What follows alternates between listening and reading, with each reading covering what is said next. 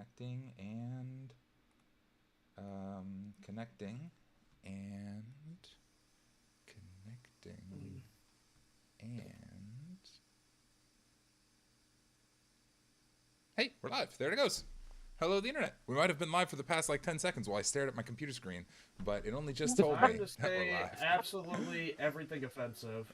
We're just those three old guys trying to figure out how like Hey, TikTok works. this is your live stream. Is this thing on? Where do they do the book? Where's the faces? What is it, Twitch nowadays? Did somebody read the manual? Why are you twitching? You should take your magnesium for that, I heard. Oh my god. Echinacea. Oh my goodness. Hi, internet. In posterity, we're not playing D&D today. We're just hanging out, kind of talking D&D. Maybe we can look at some of the stuff on our homebrews that we We're gonna talk shit about all the players we DM for. Exactly. We're just gonna sit around. They're all terrible. And slam on. There we go. Our awful DM. I'm the worst. I had to move my camera. Yeah. That looks so much better. The fact that I actually look like I'm looking at the camera instead of being like, ugh, hello. Yeah, definitely gotta do that all have the time. Friggin' nard. I'm gonna move my tree over here, maybe. Oh, look at the depth of field and the strobing lights. Nope, not working. I know. Not doing I'm it not for gonna me. do that. It's just not doing it for Well, me. it's not for you. It's for the people. Yeah. For the people. I don't do this for you. I do it for me. Anyways, so we're gonna talk about our stuff, right? Yeah, we'll talk about some D&D stuff. How's our game going? How are you guys feeling in the game? You guys having fun? Let's start there. I like it so far. Also, let me go ahead and pull up the stream. I do enjoy the game. I agree. It is pretty cool. I like being able to play a different format of campaign than I'm normally used to, as well as like maybe a little bit more of a quirky, like spooky. I wouldn't say I don't think Kahn is evil, but I think he's definitely morally gray, as his skin would say. Ooh. I'm not gonna lie. Yeah. Ooh. I'm not gonna lie. I was a bit apprehensive at first because I was looking at over the old aesthetic, and I'm like, I don't know if I can do this depressing shit. Mm-hmm. And as you found out, no, I can't. Yep. As you found out, no. If you put me in a situation and expect me to be serious, you can absolutely get that shit subverted. Call me Ryan Jansen, because I'm gonna subvert that shit. Yep. Ooh. But I think that's also what brings in like the intrigue and interest for me, at least, because the fact that I know it's not just going to be like Eeyore style campaign. We're not just going to come in and be like, "Oh, this bad, doom and gloom." Like, I think I would struggle a lot more with this campaign if we weren't like silly and engaging and like doing fun things that we do. Like, I like that the campaign hasn't changed us as players, but we just do the things that we do as players with the new characters, if that makes sense. Like launching It's each not other out bad. of trees. Yeah. Not- Well, Yeah. Go ahead. It's not bad if it does, though, because what That's that ends true. up also saying about a lot of the players is they do adapt. But, the end goal is, as long as everyone's having fun and that person's having fun, then that's really, and the DM's having fun, too. Let's not forget that one. I know everybody's like, yeah, it matters if the players are having fun. If the DM's not having fun, then nobody's having fun. I Yeah, you know what? that. What is this fun? I was on the way to thing? the comic book. I was on the way to the comic book shop this morning, and or this afternoon, and one of my buddies that I was going with, we were talking about D&D because I'm going to run a little like one shot for him next weekend, and he was asking me questions and being like, "Oh, like, can I do this?" And I'm like, "Listen, man, if you want to take the two-weapon fighting as a paladin, two-weapon fighting style, absolutely you can do that. So I can like use my shield to like maybe like bop someone. Yeah, improvised weapon attack, go for it. What the heck? Why I do not? that Use all it as a the bonus time. action. I don't care." And he's like, "Oh, okay, cool." And I was talking to him like, "Listen, man, I don't see this D&D in this game as the DM versus the players. I think that's super toxic, and I think that's you're going to create a system where really is. you end up like alienating your players. And like Yes. it's it should never be that. It should always be we together are attempting to make a fun story, and me as the DM, I'm trying to make you feel cool. I want you to do the cool things you want to do. Yeah. I played in one game where the DM was that away, and it was weird because the thing is, you can host a DM where it's just nothing but hack and slash, and that's fine. And you do want to challenge the players. You don't just want to give them the goal they want. But if the only goal, and you can tell if this is the goal, if the only goal is to mess with the players, I'm like, okay, you used a level 4 monster to kill 4 level 1 players. Congratulations. You really don't know how to manage it. You just basically went on a 10-minute power trip? Yeah.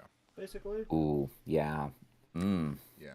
Well, this is how do you feel something that about it, this is something that I really struggle with in the Strahd campaign, right? Because as a DM, there's this goal where I want my players to feel afraid, and so sometimes presenting you with something that is certain death, you can't win, can achieve that, but you have to temper it so much. It has to be like 90% everything is great, and then that last like touch is like, oh.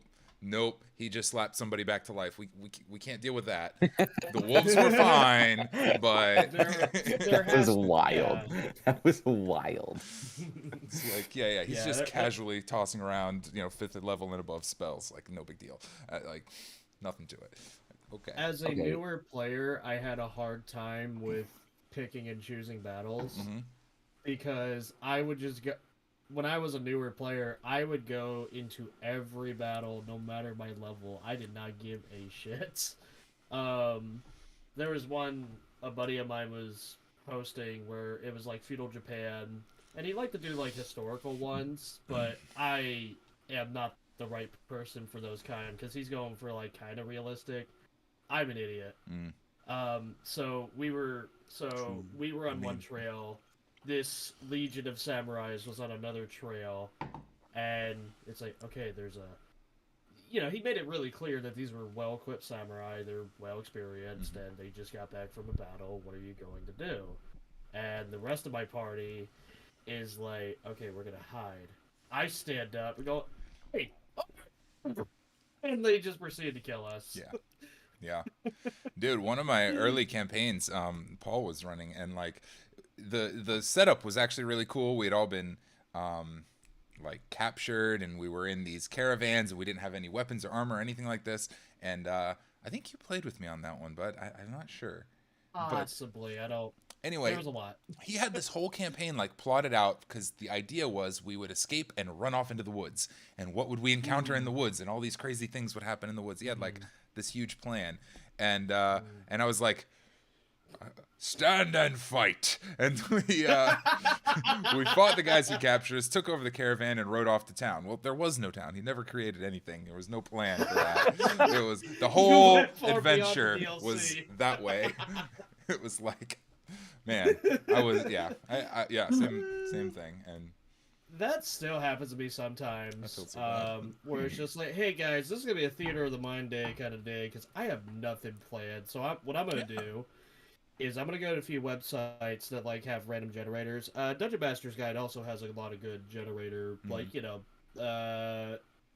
if it's this kind of town, roll d20 and whatnot. But it's just like, there'll be days where all I'm doing is just finding random generators to see what kind of encounters y'all run into, and there's plenty of Reddits and other forums that do that, so you don't have to pay money for it.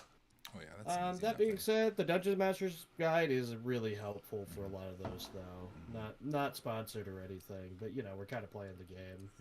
Yeah. Wait, we're playing a game? Another thing that is helpful, that isn't helpful yet, but will be when it's finished, in the like stuff that we're creating, in the worlds and stuff and the lands that we're creating, we're hoping to build like suggested encounters, and I think that those kinds of like even just in my regular games, without that being done, I'm still kind of going to these tables that we've made where it's like, here's 16 monsters that just might be in this place maybe, and it's like instant inspiration, because then we as DMs are like this. We can be like, oh, there's Umber Hulk's here. Okay, well, why is an Umber Hulk here? What is an Umber Hulk? Let me read about it. Okay, and that like creates a story on its own. Yes. And that can be in the moment or during your planning as well for the actual session, because you can look through a book beforehand and be like, okay, well, what are the suggested encounters? Oh, okay, here's the story that's going to end up working through this, smaller story or even larger story at hand. Yeah. For example, the Umber Hulks. Why are they there? Were they imported or exported? Who did that? So like questions breed questions. Yeah. Yes. And like that's I think one of the things that I, as like early in my DM-ness and like because I'm still very early as a DM, I can't be afraid of the questions if I don't know the answers. Yes. Because that's just going to breed more story. Like allow the lore to be built through the questions that you don't know the answers to. Yeah. Because I think in my head at least something empowering would be, that's a great question. Why don't you find out? And like go do the thing and we'll figure it out. Because I don't know. And that could be something like you guys tell me because you guys have DM'd a lot more. Like, do you guys feel like in the beginning you felt like you needed all the answers? Yeah, to an extent. Sorry. No, yeah, I need to process my thoughts. Yeah, I need to process my thoughts on that one. So you go ahead. Initially, yeah, it's just like, no, you need it. And to a degree, you do need to know a lot, like, because there will be times where it's just like, I'm just gonna wing it, and the campaign's dead before it even starts because you didn't really entertain the idea, like, what kind of encounters they'll run across. Like, you don't have a default to fall back onto, so you do want to think about like what kind of encounters you want to do, what kind of game you want to run. But the improvisation comes with experience on playing in other games, or even like other, and not just D&D games, but just like what kind of stuff do you in the way I do it. I just pick what I like and I put it in my game, and spoiler alert, that's what every creator does. They take things they like and they put it in their game because it just sounds really awesome. But also, a skilled creator is able to hide that. So it's just like, George Lucas is remaking Flash Gordon. He was able to hide that under Star Wars. But, he likes Flash Gordon. He likes the... I'm trying to think of the Japanese filmmaker. He made Hidden Fortress, Seven Samurai, I believe, Kurosawa. Yeah, so it's like he hid all that within his universe, and then elements of Western and whatnot.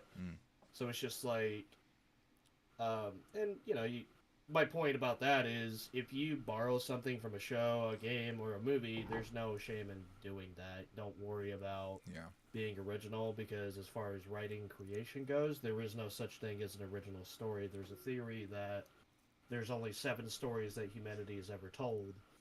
And we have done nothing but keep repeating these stories, just repeated in different contexts and flavors and whatnot. Yeah, I think this is part of it. Like having a wide breadth of stories makes a big difference as a DM, right? Like having like a lot of ideas of stories in your head, and like you said, there's only so many. And when you start kind of recognizing those trends and those general progressions, like, okay, this is time for the next step of the leg, you can mix and match more effectively. I do think though that so I don't want to diminish the importance of improvisation and being ready and willing to turn on a dime when the players throw everything awry. Like, that's incredibly important. But I also think that more prep does lead to a better game. Like, the more prep you do, the better the game will be. I think that's, but maybe the prep that you do should be considered as like cumulative prep, right? So my prep for my game tomorrow might not help me tomorrow, but it will help me next week, So yeah, and that's something that I actually like when Tyler said the phrase of "kill the campaign."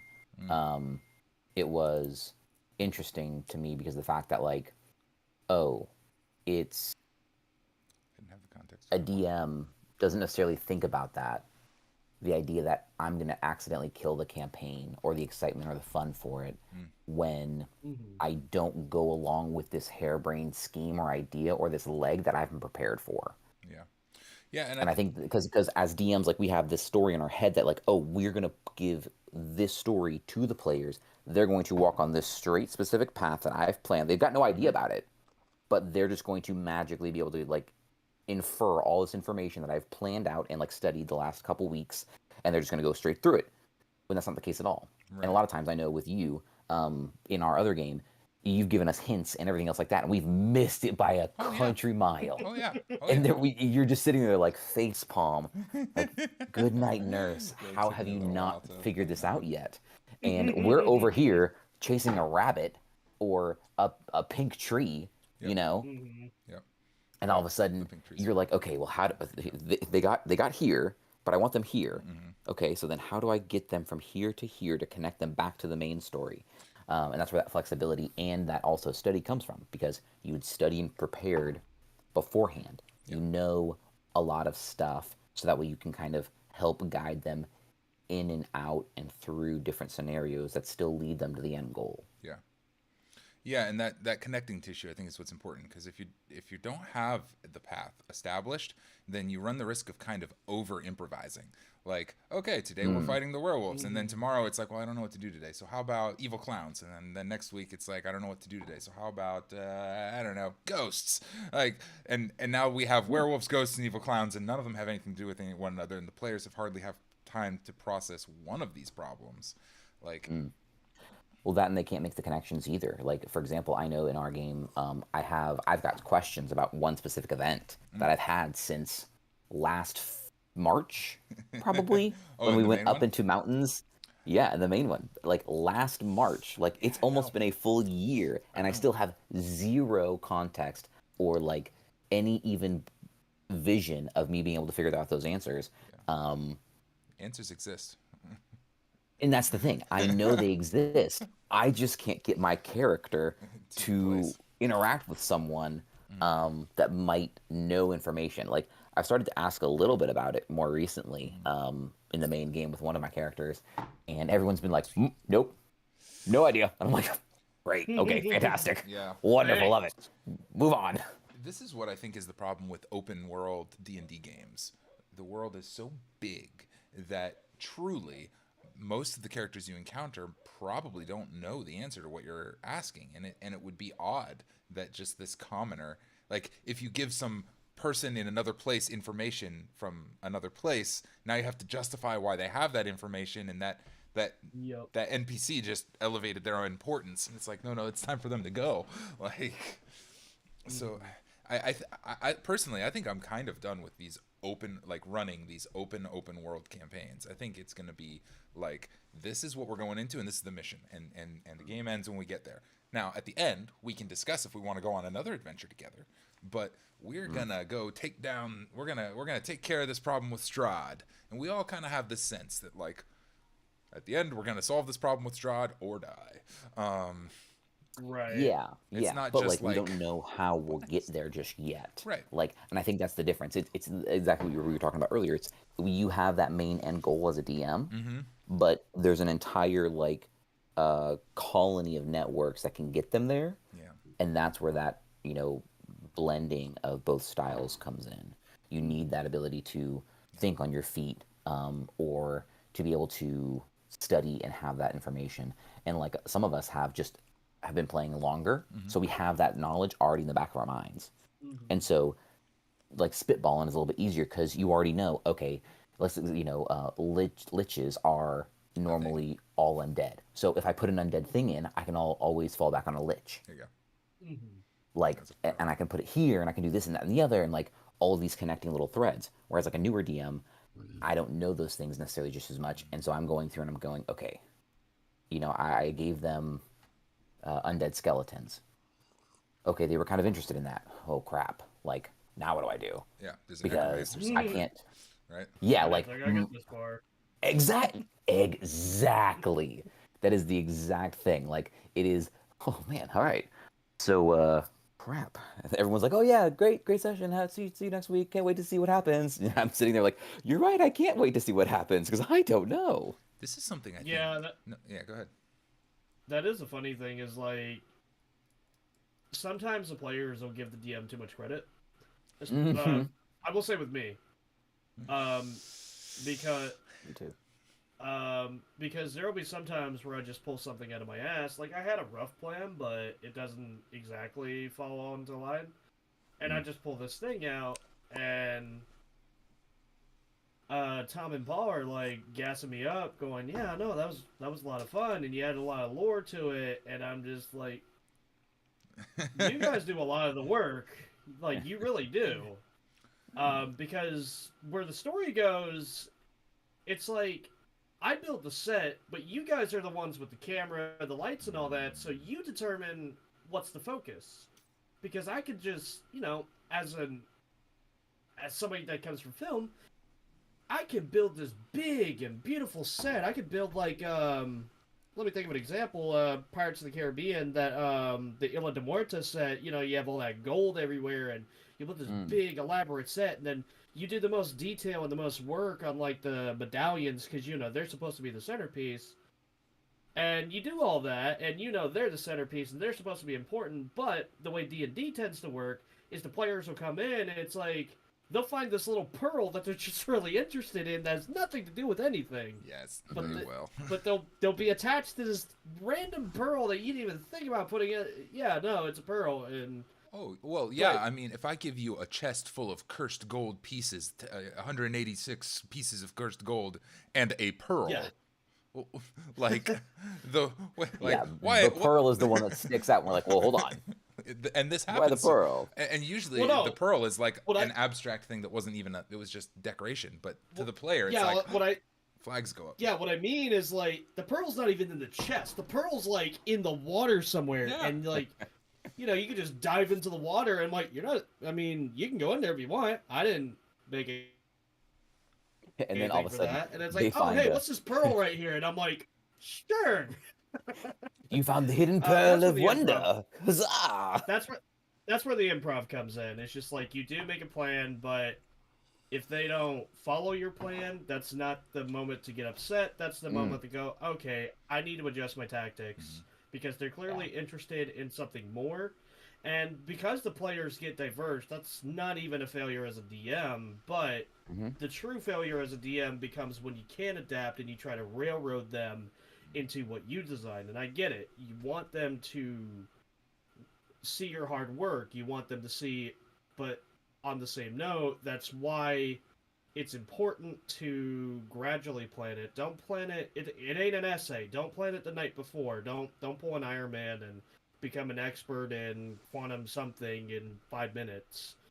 Quantum. The best kind of dungeon you'll get is the ones that's planned over time. Yeah. The railroad's such an interesting thing. I've heard an analogy that I've heard before is to think of a railroad more as a like roller coaster, because roller coasters are fun, and that's like a different style of play where it's like, okay, today we are doing this. This is what we are doing today. You know, like, and that can be fun, but the whole party has to be kind of on it. Mm-hmm. To a point earlier, I wanted to kind of tag on, but got a little distracted there. You were talking about encounter tables, and something Strahd does really, really, really well in these encounter tables is they have these random encounters, and they have these like roll for a random item or roll for a random effect, but they aren't actually random. Everything on those encounters lists like ties back to other major plot threads throughout the world Ooh. in some way. That's cool. And That's it's cool. it's faint, but it's really, really, really neat the way things kind of play together here. You know, like non-spoiler, we just found this Vistani camp outside of Vallaki, and there was items where like scouts from that camp you could encounter early on a random encounter table, and it's like scouts wow. from the camp show up. It's like, wow, okay. I mean, you guys got wolves, but at the time you wouldn't have known that these guys you found were whatever. Fantastic. Instead of nice people, we got wolves. Well, they might not have been Love it. nice. Which can change the whole course of the game. But Oh, interesting. Oh, especially for our game, that would have been so wild. To the fact that like that would have changed and given. Oh wow, like wow. if you'd mugged by some Vistani on patrol on your first day, like that would have just Again. changed the whole thing. right? And that was an option. Even past episode 0. Which didn't really count. If we would have gotten mugged a second time, I would by have this, done. Strahd would have been the least of our concerns. Our party would have gone on an absolute spree to obliterate the Vistani. We'd have been like, they are the Strahd. Prepared for that. Right. Instead, they're our best Like, buds. I think that's like going with the railroad analogy that you were using earlier. I think it's makes sense because, you, like you said, like you have a main goal of the game, of the specific session. Like my goal is to get them to X, or like, you know, somewhere in that general area. For example, you know, in our game, you wanted us to get to Valaki, right? Right. And so you knew that that's the goal. So I got to get them there. We interacted with 100 different things. We could have easily just been like, okay, yeah, we're going straight to Valaki. But you allowed us to explore the world and make it feel more tangible and interactive. And that's what I think breathes that life into a game. Because then we're not just going, it's not just like Monopoly. Like, oh, I rolled a 4. I'm moving 4 spaces to collect $200. 1, 2, 3, 4. Okay. You know, like for me at least, I remember the time when we were going to Valaki and we were at the bridge with the light and the creepy water and everything, and you said that there was like a gallows over there, and that like Kahn saw himself over there, and I'm like, oh, what the heck, man! Like I still remember that. That was That is a 4 cool or 5 weeks ago, That was wild. and I don't have the answer for it, and like Kahn has no idea, but Creepy. excuse me, but he it's ruminating in him, and he's thinking about it, and he's watching things, and he's when things come up, and at least that's why I really like to take notes, so that way I can remember these things, because it helps just build that story for as a character and like as the game. Because I think if you as a player aren't enjoying the lore that you're creating with your party and the individual lore that the other characters are creating, then that's tough. Like, I genuinely enjoy hearing the lore about Jalin and like Doc and like all these other things. Like at the beginning of the last episode was super cool. Like Doc was You guys enjoy that? thrown back into a situation. Like that's so cool. That brings me joy to hear. I was real nervous about running something like that, and I was like, I hope this lands. So, Yeah, no, and I think like a thought that I was thinking, obviously, a thought that I was thinking, so astute. as opposed to the thoughts you were not greatest of thinking. minds. Yes, of course. Not all thoughts are meant to be thought. Like I think most players and DMs believe that the DM is supposed to be the grandmaster lore creator, when in like actuality it's both. It's the players are creating just as much lore as the DM is, if the DM allows them to. Yeah. Because then your world actually expands and actually like grows, and it's like a living, breathing thing. Because other people are able to come in and like interact with it and enjoy it and like put their passion into it. Like for example, in the OG game, what would have ever happened if we hadn't have gone up to the mountain? Right. In the beginning, we could have totally skipped it. Totally good of. If we wouldn't have frozen a dead body in a canoe. Oh yeah. You know, Yeah. what would have happened? That's a good question. Yeah, okay. Well, okay. That's far enough. Okay, that's far enough in the past that I feel like I can have these kind of conversations. You still had your cursed Feywood armor at that time in that game. And the did, solution but, for that was still up in the mountain. And I think this is a key thing True. for DMs is like lots of threads lead back to the plot. So if they miss one, no big deal. I got 10 more. They'll find one eventually, you know? Yeah, that's huge. I think that's really, really huge.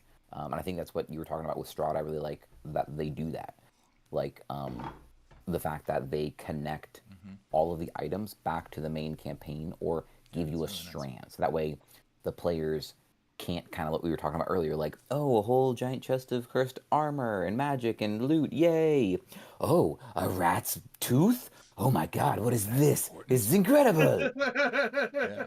Why was this here? At least whatever you sink your teeth into, there's something there for. Now, of course, there's the danger of like you might sink your teeth into something that I wasn't necessarily going to include or wasn't going to push you toward or whatever. You might go toward areas where it's like I was gonna let that one go, but quick thing, minor distraction. May as well share this. As you guys may remember, we've had this running problem, and that is that there are no cats in D&D, and I have 2 cats who like to come and play D&D. Arnar. So we have a little solution that appears to be working. I'm Oh. gonna share with you guys. Oh, that's fantastic. You just put them near you, I have and a they couch. that's what they want. I have a little kitty couch A little cat couch. right next to my. That's cute. On the little extension next to my desk, and now the cats can be here for D&D.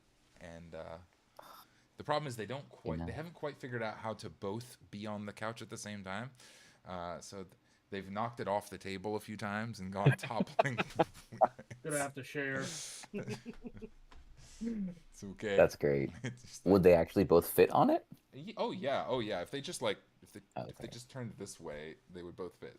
They both want to lay like long ways. If they went this way, they would If they would just go horizontally. plenty of room. If they'd be parallel horizontally, they'd be perfect. They but might have not to like touch each other but vertically. That's okay. Wait, no. Yeah, horizontally is this way. Whatever. I always have to think of the horizon. That's the only way I physically ever remember what direction I horizontally mean, is. horizontally is the only way I know of to lay down at all. I don't think there's another method of laying down besides horizontally. I don't think so either. I'd say I if mean, you're could you- vertical, I mean- you're not really laying at all. Listen, I feel like that's a perspective, honestly. Because some people are able to sleep standing up. And are they standing up or just laying down? But standing up. Nope, they're just standing up because Listen, that was the most Michael Scott thing I think I've ever said. But listen, if you think about it, they're standing up, but they're sleeping, so they're laying down. that's nope, still just standing up. That's true. Otherwise, Touche. I mean, Touche. you had to preface their sleeping with the phrase "they're standing up." Like that's added context that's important to the whole situation there. Speaking of content, Speaking of Sex. content, yeah, I want to poke you guys a Yeah. little bit about. We've been homebrewing and playtesting a lot of our homebrew stuff. However, I also want to do another thing that I could do, but I wouldn't be able to share on the live screen. Can I share it on the live screen? you can do anything you put your mind to. I can. That's what I was taught as a '90s child. Our Especially if you have a degree. head of graphical development, or whatever we call it, Crimson, has been working on something for us that is not done, but I have like a preliminary version. Local beans. I would much like to see this. I can send it to you guys, but I don't know. Oh yes, here's what I can do. Okay, sorry, I had to think about how Discord works for a minute to figure out how the heck I would make this happen. Honestly, I have no idea. Okay, so what I'm gonna So, do like, is It's impressive you figured that out. I'm gonna go copy link. Here we go, and then I'll go to the chat in here. Boom, which should pop up on our stream. Haha, there we go. And post it. Boom. Manatee, I showed you our town location sheet that we're working on. Open in browser. Yes. And Crimson Oh, that's so cool. is making it gorgeous for us and is hand drawing all the boxes to fill in. Obviously, we still have quite a few missing. Oh yeah. To the That's so internet who dope. goes back and views this in posterity or whatever. I think it's just us on the stream right now, right? I think so. I have 2, so I think it's just you 2, right? No, I'm not one of them. Oh, okay. Oh. So to Manatee and our mystery viewer, hi. Ooh, mystery. The intent don't have of enough this either. little project is to have Debbie. a character sheet for a location, like a town or a region or whatever, with all the little prompts that you need as a DM or as a player taking notes to just flesh out this world on a single piece of paper, so you can keep track of, like, okay, I got a blacksmith and I got a mayor's house and I've got a coffin maker's shop and I've got a whatever. So yeah, that's the thing we're working on that I wanted to share with you guys. That's exciting. There it is, the internet. So It is super exciting. the full version and will be like out and free to the public in no time, but it's not quite done. it's just No. it's a resource that we really didn't necessarily think was out there. I mean, Because like I've always have, and there are resources out there, but I don't feel like there's resources out there that feel concise and I can't think of the word, but comprehensive, concise and comprehensive, because that's kind of like where I live in my own world. Is like I want it short, but oddly as enough as it oxymoronic as it sounds, I want the whole. I want everything that I need. I want everything that I can need, but just in a very small amount of space, time, whatever it is. So I think that's kind of where this marries both together pretty well. It doesn't ask a lot of incredibly deep questions. It's not like, oh, what was the fourth Duke Ferdinand's granddaughter's pet's rat's name? This is an incredibly important piece of lore that your players will never understand and never care about because you painstakingly put 12 hours into it. No, that's not. This is a That's tough not thing. at all. Manatee, I want to poke you on that because you do a lot of writing and stuff, and I've been trying to wrestle with this balance of like getting all of the information for a clear picture, but also keeping it as small a word count as possible so I don't bore my reader with all the details. I don't know. Teach me something. You know about writing. Talking to me? Yeah. Hey, you talking to me? Yeah, I'm talking to you. You talking to me? You're talking about what to include and what not to include, basically editing. Yeah, like you want to get all the details in, but you don't want huge blocks of text because ain't nobody gonna read all that. Well, you gotta have your rough draft era of it. Basically, that's your getting everything out. That's your, what do you call it? Trying to, not brainwashing, brainstorming. Opposite of that. Yeah. Yes, you must brainwash them. Brainwash yourself. Yeah, just noted. just brainwash your audience into thinking you're a good writer. On it. Honestly, nailed it. I am a good writer. I am a good writer. You gotta, yeah, you gotta brainstorm, get all the raw ideas out there. Just get them out there. It doesn't have to be good. Just get them done. That's that phase. And then when you start to know a little more about writing, the key is to have a lot to pull from. Like, basically, you're buying your tools. This is your raw materials, this is your stuff. And then your polishing comes like, okay, what can I add that tells this kind of story? Which, that's the other important part is theme. And theme, everybody's like, oh, it's a topic, it's a broad subject matter. It's like, it doesn't even have to be a broad subject matter. It can be something as simple as, for example, what if there was Monopoly in D&D? Like, what if, like, there were companies in a D&D universe? And that's that question to answer. Actually, let me use another one. What if, I'm trying to think of what Shrek's would be. But, what if Happily Ever After wasn't what we thought it was? What if we got Happily Ever After wrong? And you could argue that's Shrek's one. So, you go into, like, okay, how are we going to undermine the Disney tradition of fairy tales and Happily Ever After? And you can see it within the first one. The monster ogre thing is the one that saves the princess, and the princess falls in love with the monster ogre thing. So you get a little bit of alerts. Spoiler alerts, Yeah. yeah. Spoilers for Shrek. For over 20 years, yes. In case anybody hasn't seen Shrek. For some reason. It's okay. You might have seen the memes, you just didn't see the movie. It can happen, man. It can happen. It could happen. It's possible. But just like, every aspect of it is, it is them making fun of how we thought of fairy tales, but all of that is supposed to add to the main message.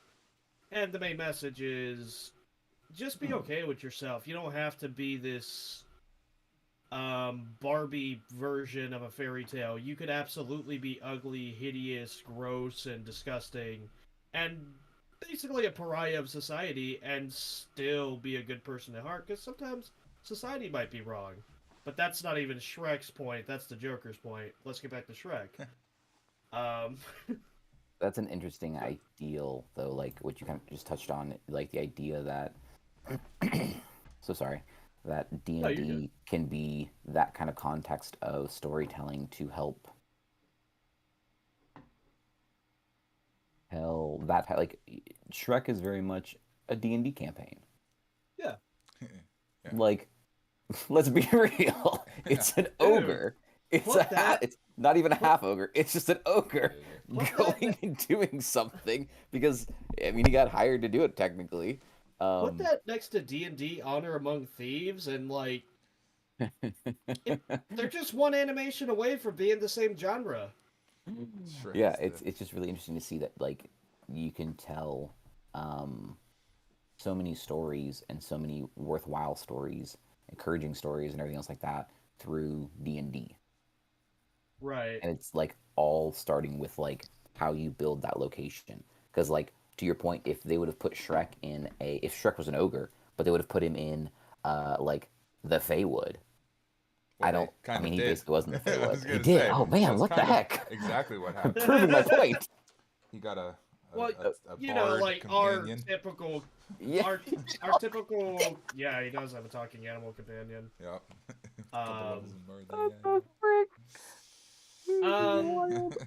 But you know, it's not our typical conception of what the Feywood is. It's not like Snow White, Cinderella singing, and I mean, even when they did do that trope, Fiona freaking exploded them. Exploded the bird. That's true. Rolled a nat 1.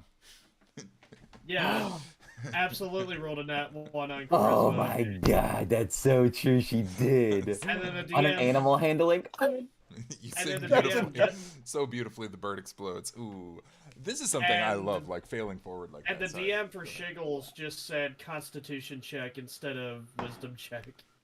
For the bird. Yeah, Love it. could have easily been Wisdom or Intelligence or Charisma check. No. Constitution. What? All right. Well, next time You'll see. Next time you guys do real bad on some sort of a performance check, I'll have to keep that in mind. There's a chance that a nearby animal just might explode. Just that was. I'm not gonna lie. I would play so very differently and so very cautiously as like a player. I'd be like, oh, wait a minute, hold on. This is real. Chance. Oh, please. There's a chance that I accidentally make a squirrel explode. I'm not into this. I don't want this to happen. The druid in the party immediately just becomes an isolated monk. They change their class. Druid monk would be a You pretty know cool what? multi-class, That's actually. That's a fun thought experiment. How would you class every character in the first Shrek? I'm not gonna go crazy in the trilogy. Okay. Just All right, you know we're what? If you doing want to this. go, At least if you want to go outside of it, like Puss in Boots or shit, yeah. At least a few of them. I mean, Donkey's a bard. Yeah. I could see that. Yep. Fiona? Fighter? She's got the noble background. I could see a fighter. I could also see Monk. Oh, that's a good one too. Yeah, lives I in think the, about yeah, that. yeah, because the kung She fu does thing. more martial. Yeah. Yeah. Shrek is a barb. Barbarian. A bard? Yeah. Oh, barbarian. Yeah. Sorry, yeah, I could see- barbarian. What other major characters are there? Oh, hold on. There aren't I that thought many. of one. I can't think of it. There aren't. They're all bards. The gingerbread man. It's just a campaign full of bards. It's, yeah. All the The fairy tale dragon. people. Is just a dragon. Puss in Boots. Oh, he's a rogue. A swashbuckler rogue, right? Yeah, swashbuckler Yeah. rogue. That's what I was trying to think of. I couldn't think Absolutely. of Puss in Boots. Okay, so That's what I was trying to think of. They have subclasses. Well, because that's what I was just thinking about. Isn't there a I was thinking of the ranger subclasses actually for Shrek, but I don't think it fits. More like nature-y and stuff because he wants to live out in his little thing all the time. But no, the way he fights, he's a barbarian. Well, I feel like his background would be Outlander at that point. There's a better way to catch it. Yeah, you're right. You right. Okay. Well, it was a pretty short thought experiment, but a fun one.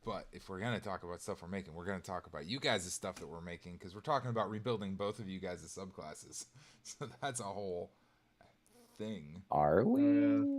Well, you had a bunch of things for Shadow Knight, and I have like a bunch of stuff for Arcane Hunter from chatting. We can hit Arcane Hunter first, because I think I only have like one or two things that I was going to theorize or like pop up on. I think on our Shadow Knight. I'd rather play with Arcane Hunter. Okay, all right. Oh, nuts. Well, in that case, let me go actually find Arcane Hunter real quick so we can actually talk about this guy. Okay, so I found it. Not enough options was basically our feedback from the beginning, right, bud? Essentially. Yep. So I think okay, so again, for posterity for the internet, the Arcane Hunter is a rogue with a emphasis on taking out magic dealers, right? The anti-mage. We're gonna stop all that magic nonsense. It's like an Inquisitor, basically. Yeah. Sort of the reverse of the Arcane Trickster rogue. I like this as a rogue because there's this funny thing in D&D where all of, like, spell components are really like what you need for the spell. Like I think message is a copper wire, like you're making a telephone. Fire breath is a hot chili pepper. Things like that, where all the spell components are like you're just doing the thing. So I like this as a rogue because it feels like messing with their components to mess up their magic tricks. Feels very roguey. Oh yeah. Gosh, So. Not enough options. Hold on, I gotta go down and look at it because, and I'm gonna post it in the chat so we can all like talk about it. But I gotta get to it. Why is my computer running so slow? To spite you. I had an idea for it today, which might throw a wrench in all of our stuff. But a thought occurred to me, and I kind of want both you guys' thoughts here. A core issue with our Arcane Hunter that I've noticed in our game is if the thing you're fighting is not a mage, you're out of luck. You just don't have a thing. I mean, Rogue is already OP as is, though. That's the thing. Rogue is very good as it is, and you've got the sneak attack, and you've got all your good stuff for a rogue. But I do feel like all the other subclasses of rogue give you something that works all the time. And I guess being able to tell whether or not something is magical works all the time and is important information. But, yeah, but it's not as satisfying. Like, and that's partially like in the whole like idea of creating a subclass or a class is that like you really need to make sure that it's enjoyable to use all the time, even if it doesn't work, quote unquote. Like, for example, the anti-magic effect. Even if I find out the thing isn't magic, I want it to be satisfactory. I don't want to like. It is a good theme. For it's like, okay, what do you do against magic? And that is a question that does need to be answered, in my opinion. It's just on the other hand, it's like, okay, now you know there's magic, but what do you do about that? And that's really where the failure is, in my opinion. Is like, okay, now you know, but what are you gonna do about it? Right, we need more options for it. The spell break was really good, but it's only a reaction to them casting a spell. And so what I've made is what we've worked on here is something. We took a page out of the Battle Master handbook, if you're familiar with that. Where at the moment I'm just calling it anti-magic exploits. I don't know what else to call them. That's a good one. But where there's this like list of abilities that some of them have prerequisites that you be at a certain level. And on a long rest, you get to pick what things are you preparing for today.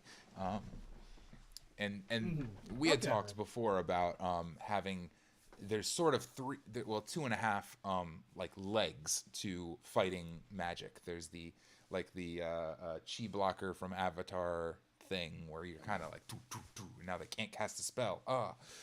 Yes. Then there's the other side of that, which is like actually using spells, like dispel magic, counter spell, detect magic, these things, like using magic against mages. And you'd had the cool idea of using like gadgets to like defeat magic users. I haven't figured out a cool way to Right. integrate the gadgets yet, but I'm working on it. Format. Give me a second. I'm doing a thing really quick here. Duplicate columns. There we go. Okay. It took me forever and a day, but I got it. Eventually. It always happens eventually. It always fits eventually. Anyone with a link, copy the link, go in the chat. Chat, boom. Closing the chat. Okay, there's just the Arcane Hunter all on one page. There we go. But the idea that I had that would be really wacky, maybe this is a high level ability, but tell me what you think. Like, a part of being the anti-magic rogue is sort of planning ahead a little bit and kind of prepping your gear a little bit. So what if during a short or long rest, our arcane hunter rogue could choose a damage type for their sneak attack damage? That is to say, you're prepping up your dagger with a little lightning charge or something. And now if you deal damage today, it's lightning damage. And this, this will A, defeat magic resistances, which is quite strong. But B, it gives you something you can use against all kinds of enemies. Of like, okay, we're gonna go against, I don't know, what's a thing, A monster. we're gonna go against the monster that's weak against fire. I'm gonna put a little ignition charge in my dagger, so when I sneak attack him, that sneak attack damage is fire damage now. It's not extra damage. It just lets you choose the damage type to maximize like resistances and vulnerabilities. What do we think? Useful? Bad idea? Good idea? Hit me. I'm sorry. I'm processing. I think Okay, game. it goes Sorry. into. Good. It feels a little artificery. So you're talking about prepping the magic spell for the day, The idea is and that's the kind of damage you can do. at the short rest, you choose a damage type for all your sneak attack damage. It can be any damage type Okay. you want, but on a short rest, you're like, today I'm doing lightning damage, or today I'm doing necrotic damage, or whatever. Maybe we have a short list for them to choose from. But Well, if you're talking about Arcane Hunter, Mhm. and they're really against magic, like that's their whole thing, they're using magic to... See, the point is to negate magic, but if you're using magic, you're not... That's more... I would argue that's more Arcane Trickster territory than it is okay, Arcane Hunter territory. that checks out. So I would probably make the abilities more like, probably let's go with more chi disability or advantage against magic kind of stuff. Or even if you do like get a magic spell casted on you, because there's a lot of spells that some people just might choose this to spite it. Like, for example, you could get a resistance against charisma spells or charm spells at a certain level. Ooh, that's actually a good one. I have Everybody thinks of magic where it's like it's the evocation ones where you're sending fireballs and water and whatnot. But what people don't think about are the other things you could do with magic, which is like illusions or charm or whatnot. Crown of Madness. Yes. Okay, I was thinking about how if I was this character and I grew up in a world of magic, but I had basically, okay, you know what? Harry Potter. If I was Harry Potter in the like crazy Middle Ages, would I seek out the thing that killed my parents? Or would I seek out another form of magic, possibly technology, to be able to thwart the thing and rid the world of the thing that killed my parents? Or at least rid the world of the evil thing that killed my parents. Because like whenever we look at like any type of idealistic world like this, we look at magic and technology are almost always at odds, right? So I don't know about you, but like, does that feel like a natural? Like leaning into that gadgetry thing. where like that's where he would go. Like he knows he's not able to physically be able to, handle a spellcaster. Mm. So he goes, if you can hit me from range, then I've got to be able to boost myself up as well. And he has maybe technological advancements that not mimic but counteract. For example, evocation throws a fireball at you. Our arcane hunter ends up basically using the equivalent of a fire extinguisher, Mm-hmm. Mm-hmm. Mhm. and just like he grabs it and he reduces the damage, or he doesn't even like, because it's what 8d6 or whatever, something like that, um, and half on a failed dexterity save. So from that, he was able to diminish it by half, or even completely obliterated the failed dexterity save situation. Right. Right. Well, I mean, yeah, yeah. These are, yeah. A thing to consider is I think it's at 7th level. Our rogues, just rogues in general, get the I can't think of the name right now, but if you fail a saving throw, you take half damage, and if you succeed and would have taken half damage, you take no damage, which is kind of similar to what we're talking about there. So they've already got this kind of reduction on these range things, which is part of why I think makes the rogue really good. But I like this idea of leaning into gadgetry, leaning into like things, Evasion. stop things.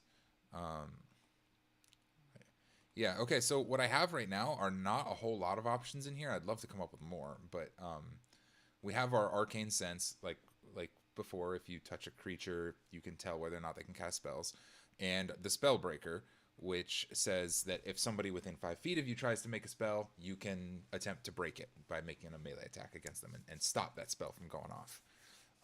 Yeah, that's a good direction so far. Yeah, it's a good start. Now, the problem with Spellbreaker, before I move on, is that there is the Mage Hunter feat that lets you make a melee attack against a creature that casts a spell within 5 feet of you. It's very similar. But So then why don't we make this a ranged attack then, Wait so a that way minute. you can do both? Here's a question too. mhm. Why isn't Detect Magic a starting ability that you have? Like, you know how with Warlocks, they have magic that they can automatically use. If you're an Arcane Hunter, I feel like Detect Magic should be a part of Yeah, it.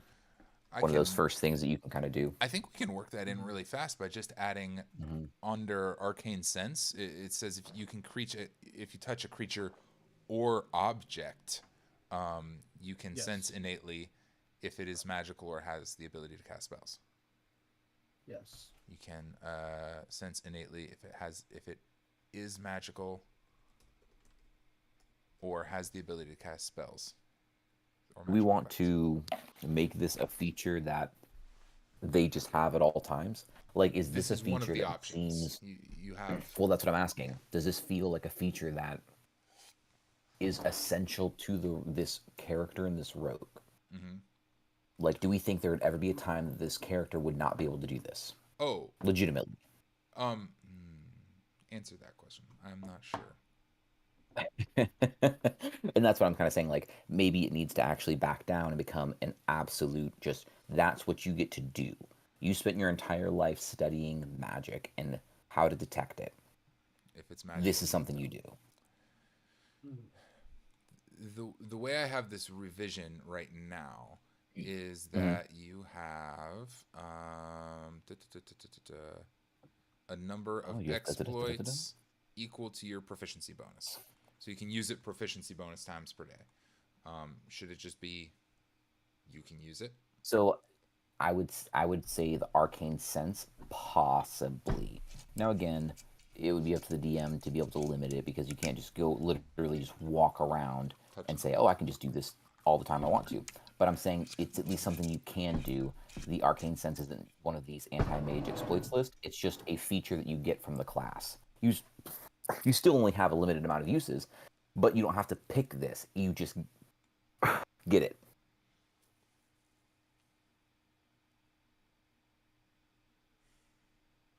You see, I'm hesitant to give the rogue unlimited detect magic right off the top. Oh no, it's not. It's not unlimited. I wouldn't It's say not unlimited. It's by proficiency bonus, but it's not something they have to pick. It's something that they just get at third level. It's not one of the exploits, or it's even they get it at when you choose this class. Now we're going to end up with multiple resources you have to track. How many uses of Arcane Sense do I have, and how many uses of my exploits do I have?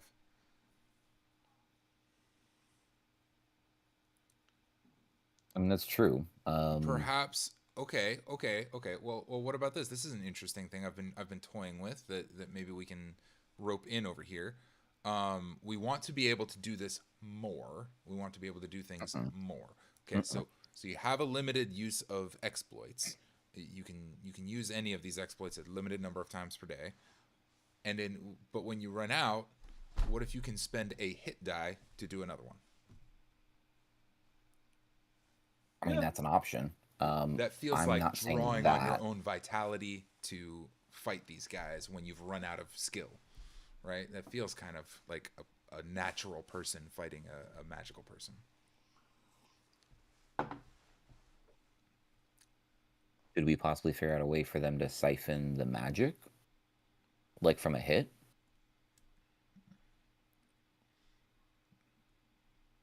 Ooh, okay. So if somebody hits you with magic, you can kind of absorb some of it to make you stronger. That feels like Or a to different. give you. It does, but I'm just this is that part of that building. It's Yeah, this is playing the with random brainstorming. ideas. It's saying, okay, well, what if they could do that? Is that something that this specific, Okay. character could do? Could they siphon? Because I kind of go into that chi blocking situation.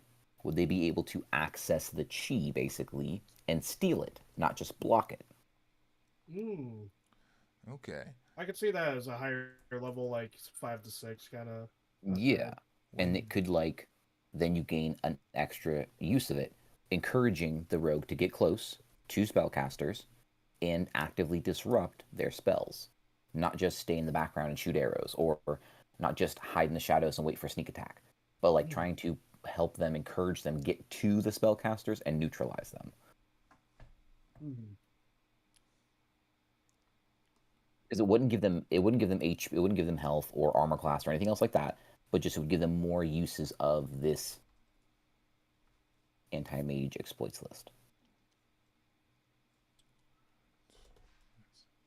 When you take damage from a spell, you may use a reaction to recover one expended exploit point / die, whatever we Yeah. decide on. That's a decision that needs to be made. And half of this is creating the idea. The other half is making it sound pretty and making it like work within the verbiage of everything else. Like, how does this like literally work in the context of D&D? Like, I'm being hit by a spell, and then what am I doing with that energy to describe me being able to do this? I like that. It requires you to get hit. It synergizes well with a rogue who is able to reduce the damage from magic already.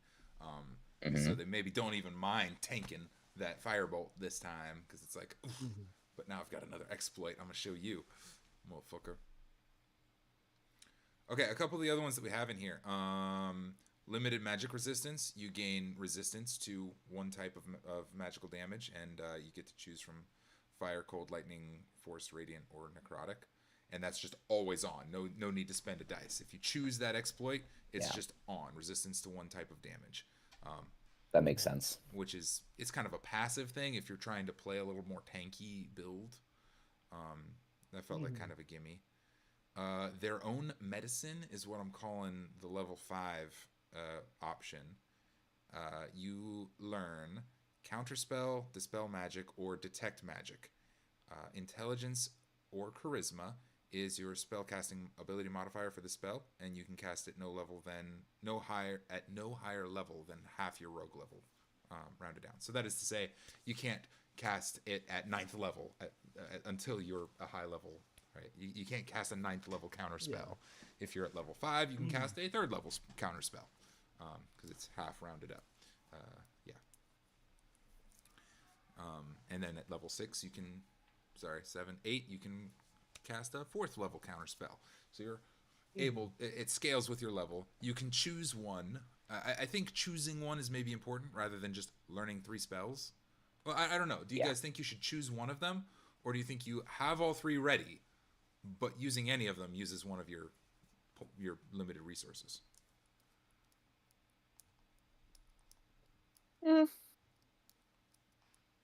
So where are the three again? Counterspell On Dispel. 5. Yeah, Counterspell, Dispel Magic, and Detect Magic.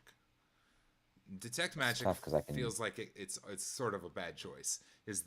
I feel like the other two are on the list. I feel like you should be able to use 3, just have them out, because there's not really much room to.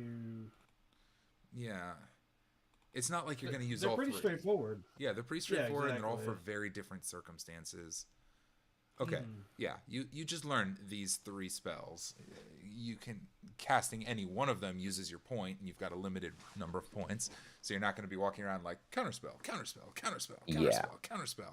You've got a Dispel limit. magic, dispel magic, dispel magic. Yeah, there is no magic here until you're high level and have a shitload of hit dice and that you can additionally burn, and a ton of your exploit points you can run through. Cool. Okay, tell me what you guys think of this one. This one's weird. I was having a wild hair. I was thinking of the tracker hunter. There's a wizard out there, and I gotta go kill him. Called it Bloodbound. If you collect a vial of blood, a sample of blood from a spellcaster, you may use an action to locate the creature. You gain a glimpse of its current surroundings, and you know its current exact location as long as it's on the same plane of existence. If the creature is on another plane of existence, you know what plane they are on. Doing so expends the vial of blood. So if you get in a fight with the spellcaster and they flee, and you can scoop up some of the blood from the ground, you can track them with it anywhere they go. Oh. I think it's cool. I like it. You know, I think at a higher level too. I have it locked to. They 7. roll this. They roll. Well, I feel like at a higher level, there should be some kind of ability that has them roll. And again, this is higher level stuff. They roll disadvantage against you. And that could be like, and you could do it in like different tiers as you're going up. They can have disadvantage against tracking you or finding you, so you'll have an advantage on stealth checks and whatnot. And then later on, when it goes higher up, you'll get resistance or advantage against these kind of spells. Or, you know, if you wanted to make it free and open, you choose the kind of magic you're resistant against. It'd be like Hunter when they're like adapted to this kind of environment, like swamp, mountain, or desert. You can do the same thing with Arcane Hunter, where it's like, okay, you're resistant against illusion magic. I forgot what the evocation, abjuration, you know, the schools of magic and whatnot. I can do this. Okay. Evocation, So abjuration, illusion. Evocation, abjuration, transmutation, illusion, necromancy. What's the one where you summon things? Yes.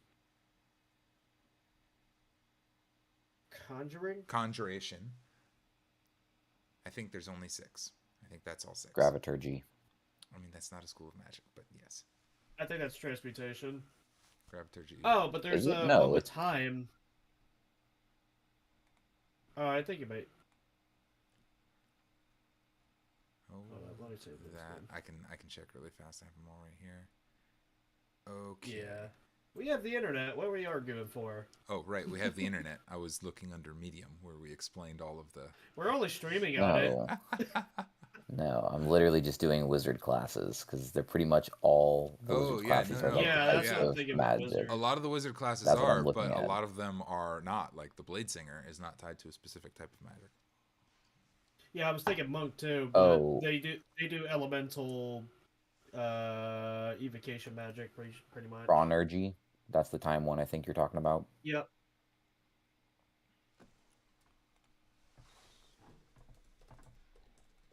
I had 6. Are there more than 6? Let me see.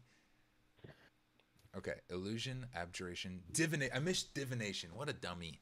Divination. Divination. That was the other one. Conjuration. Which is weird and because enchantment. that one's all about that doesn't count though. Evocation. Tracking shit or predicting shit. I really hate it when people can see the future. Evocation. Don't you fucking tell my future, you oracle. Gives me 5. Gives me 6. Hold up a second. 2, 3, 4, 5. 1, 2, 3, 4, 5, 6. Okay, yeah, I'm good. We're good. We're good.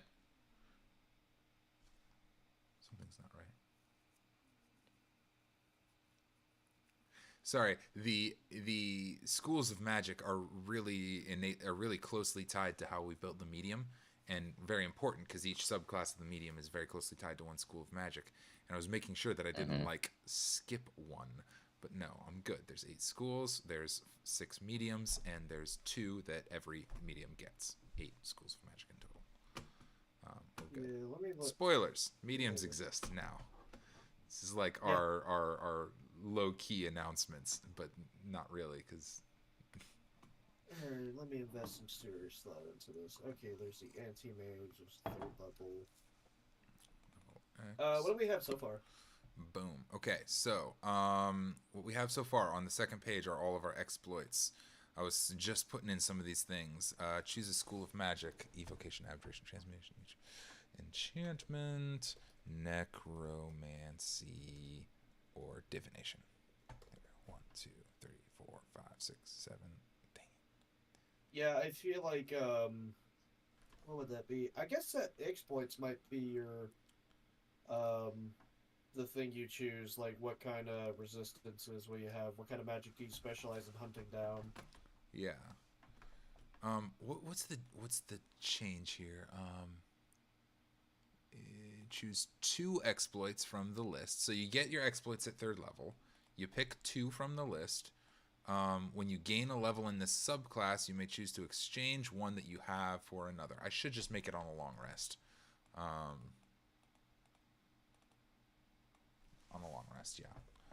Long rest. I think that's the way to do it. You may choose to exchange one of your known exploits for another. Exchange on a long. Okay, yeah, exchange on a long rest is fine, but I think rejuvenating them on a short rest is the correct move, because our goal is for them to be able to use these abilities, because that's their whole shtick. And like, if it is tied to their proficiency bonus, then they're going to be having less abilities and less usages than a spellcaster will have spells. Like a 3rd level spellcaster will have more spells to use than this character will have anti-magic exploits to use, significantly. What if we made it character level? That's higher. You'd start with 3 and have a max of 20 as you leveled up. Means at level 5 you have 5 of them to use a day. I mean, you still have less than a wizard, but it feels a little bit more balanced, but it feels a little bit still too much. Like, character level it probably feels too much. Can we do let me think. How many? Well, here, 5th level. Can you find out, Lex, how many times a wizard can counterspell at 5th level? Sure. How many? Whatever that takes. There's a lot of information there. Oh no, I've already got that halfway up, because I've been looking at wizards and their subclasses and such. Had a feeling. I knew you had the wizard thing up and running. Yep, I was already looking at spells for other stuff. Which one did you ask? Counterspell? Counterspell. At 5th level. Counterspell, how many times I think can you they get run that? Is it at 5th level? Well, so the first time they get... Our mage gets I think it. You get it. Anti-mage gets it at 5th level. But okay, I think you can get access to counter spells sooner than that, actually. It's a 3rd level spell. Yeah. So they first get access to counterspell at level 5, and they can do it twice. Oh. So. But level 6, they do it 3 times. Then, after that, they can do it at minimum 1 more time every single level.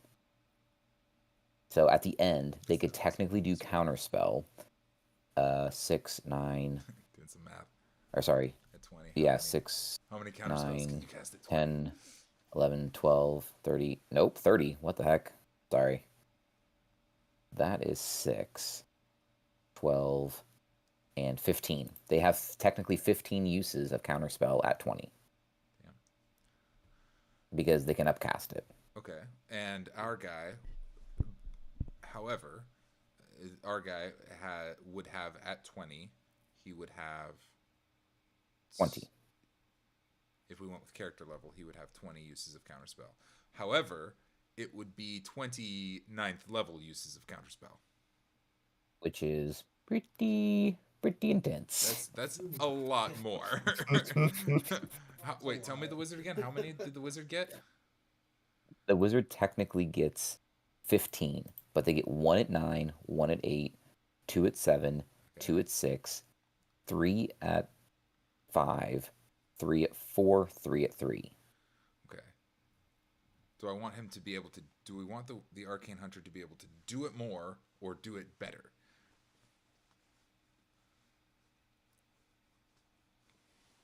I would say do it better. You think do it better? Yeah, I think his life has been devoted to. Okay, I'm with it. Yeah, yeah. I think that fits probably the situation more accurately. A proficiency bonus.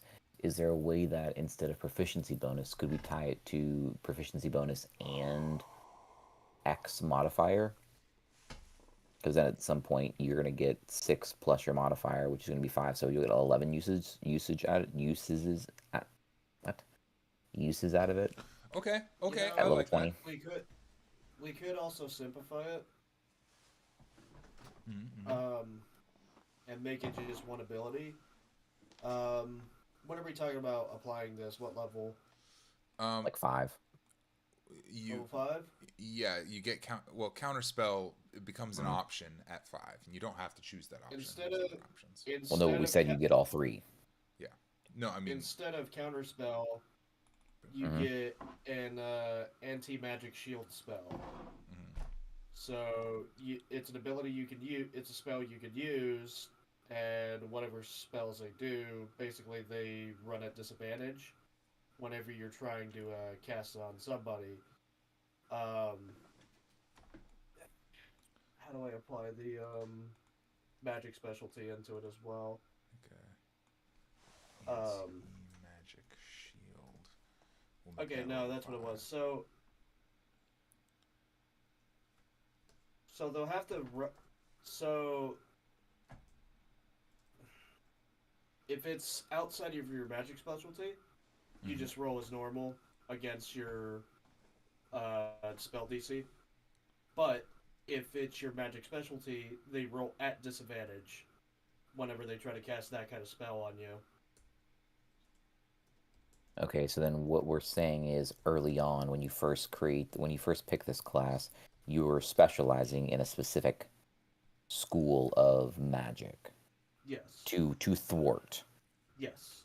Okay, that's not something that we have, I think, baked in just yet.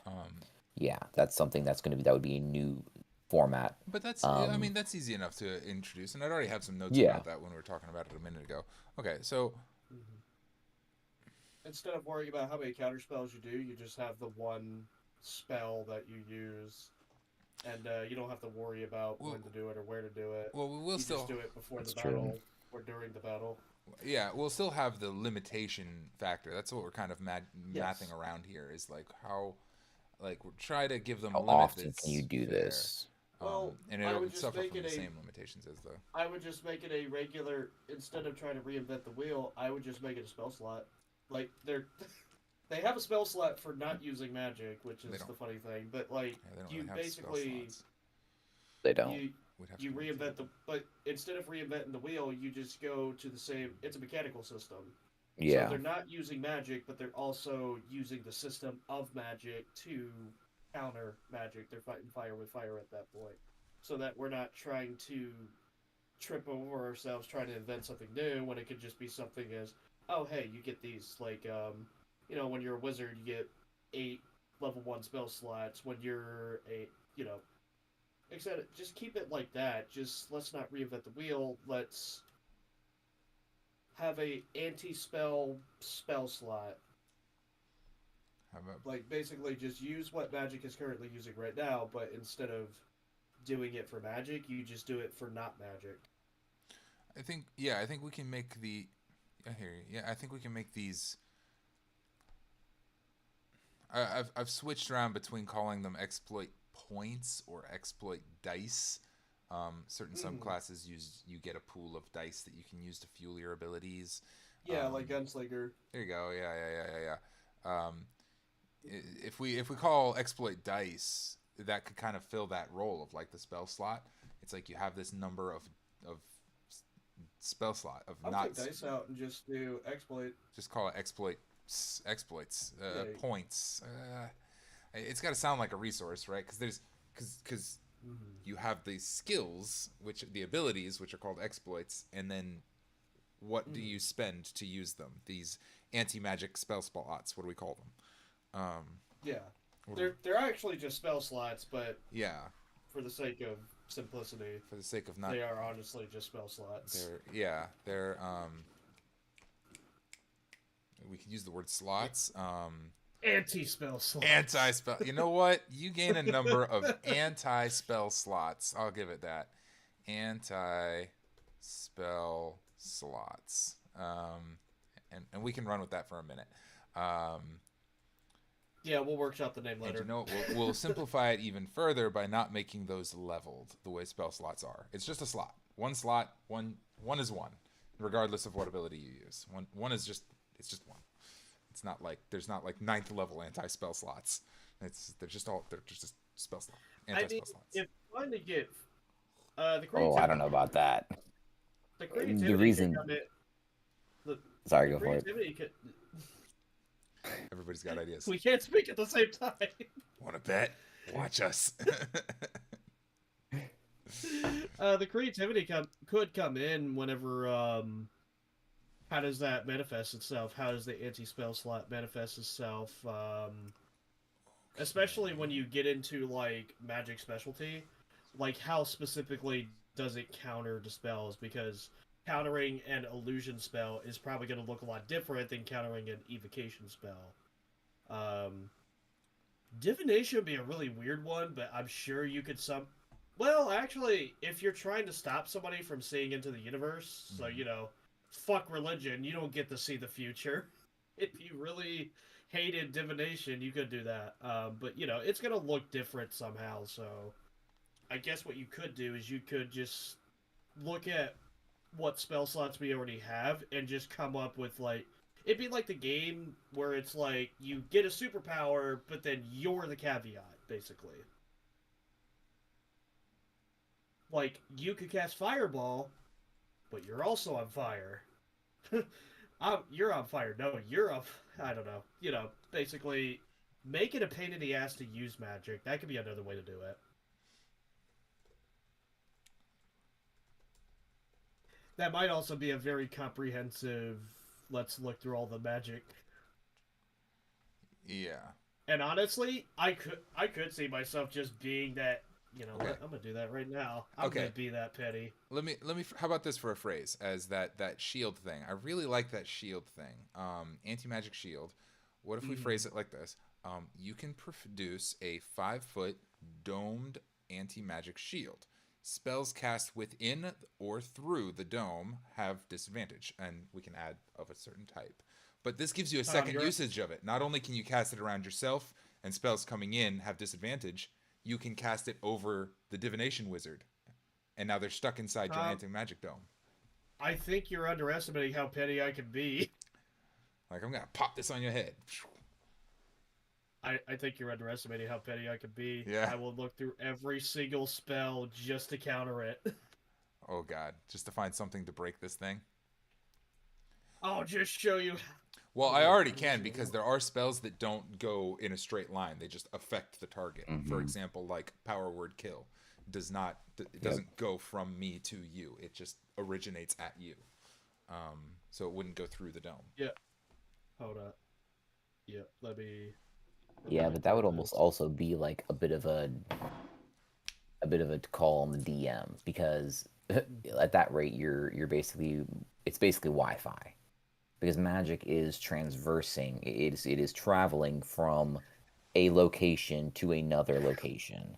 Sorry, you can't cast a spell. You gotta reset the router. Yeah, And that's the struggle is like if what we're creating right here is you are quite literally creating an thank anti-magic you, dome, sweet meaning idea. magic can't go into it or It just has through it type disadvantage. situation. Disadvantage. Okay, but if it were to originate in it, that would still be in it. True. Fair enough. But you just gave me a Like- really fun idea. And help me phrase this because reset the Wi-Fi router, connect to the wrong network, just spawned something. Yeah, you're connected to When the wrong a realm. Your magic doesn't work here. spell is Oh, you cast change what within type of magic. range. When a spell is cast Yeah. within range, you can cause a different spell to take effect. Like they go to cast Fireball, and you can be like, "Nope, you're casting random other spell." Let me ask Yeah. y'all something though. Are there some Interesting. realms where you can't use magic? I don't know. That's a good question. Not to my knowledge, That's a good question. Okay. but maybe. If that's a well, yeah, I mean, I don't know yes, for sure. If but that's a not the thing. prime like material, like the main like. Okay, so you have the prime material plane where magic works fine. You have your transitive planes, the astral and the ethereal. Magic works fine in both of those, I think. Mhm. And then you have your elemental planes of fire, water, wind, earth, all this. And yeah, magic would work within those. Additionally, you have demi-plane. There might be a demi-plane where you can't cast spells. That could happen. Okay. Like within a bag of holding is a demi-plane, and there might be some sort of demi-plane that That could be a spell. You just send him to the demiplane. That's like a yoink prison. him into a anti-magic prison. You're going to the Shadow Realm, Jimbo. Spells cast within range, you can cause a different Oh, random interesting. spell to take effect. There we go. I'll leave it at that for the moment. I know how I would do it in a game. I'll have to figure out how to phrase it so somebody else could use it. But like, I would pick a random other spell that they can use. So the wizard's about to cast Fireball, and you're like, swap, and they go, detect thoughts. Shit.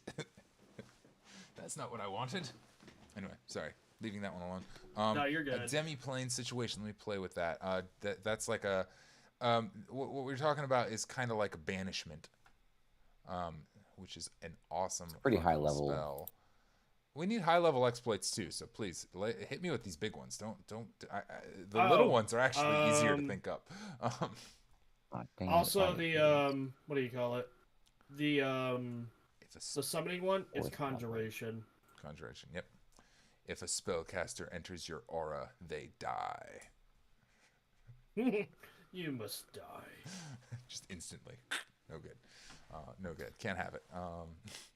I'll start with evocation first. That's the easiest ones to counter. That's what Okay. everyone's gonna think about. Here's something that I need. What is the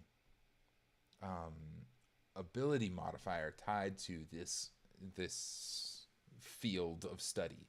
Is it intelligence?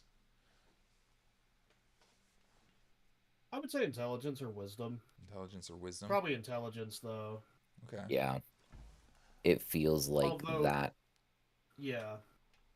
And I like that just because of the fact that isn't wizards spellcasting modifier intelligence? It is. That feels good. To me, I like that synergy. However, this anti-magic okay, counter that. This anti-magic rogue might be anti-druid. And like that's their thing. Like druids are evil, I have to shut them down, right? Or Okay, they- what if you get to pick? What if in your specification of the magic that you're against, you choose what your spellcasting modifier is, wisdom or intelligence? Well, I would still argue stick with the 6 schools of magic because no matter what spellcaster you go as, they all stick within the 6 schools of magic, or 8, however many schools of It's 8. magic there are. That's good. They do, but all those don't have a modifier attached to them about how they cast them. Right. Like the schools aren't determined by modifier of casting. I think that's a point to the previous point of like where we put the different things. Yes. Yeah. I do Yeah, like yeah. tying these out to different schools, and I'm kind of toying with phrasing of that down here. Well, I'm trying to make it to where it applies to everyone.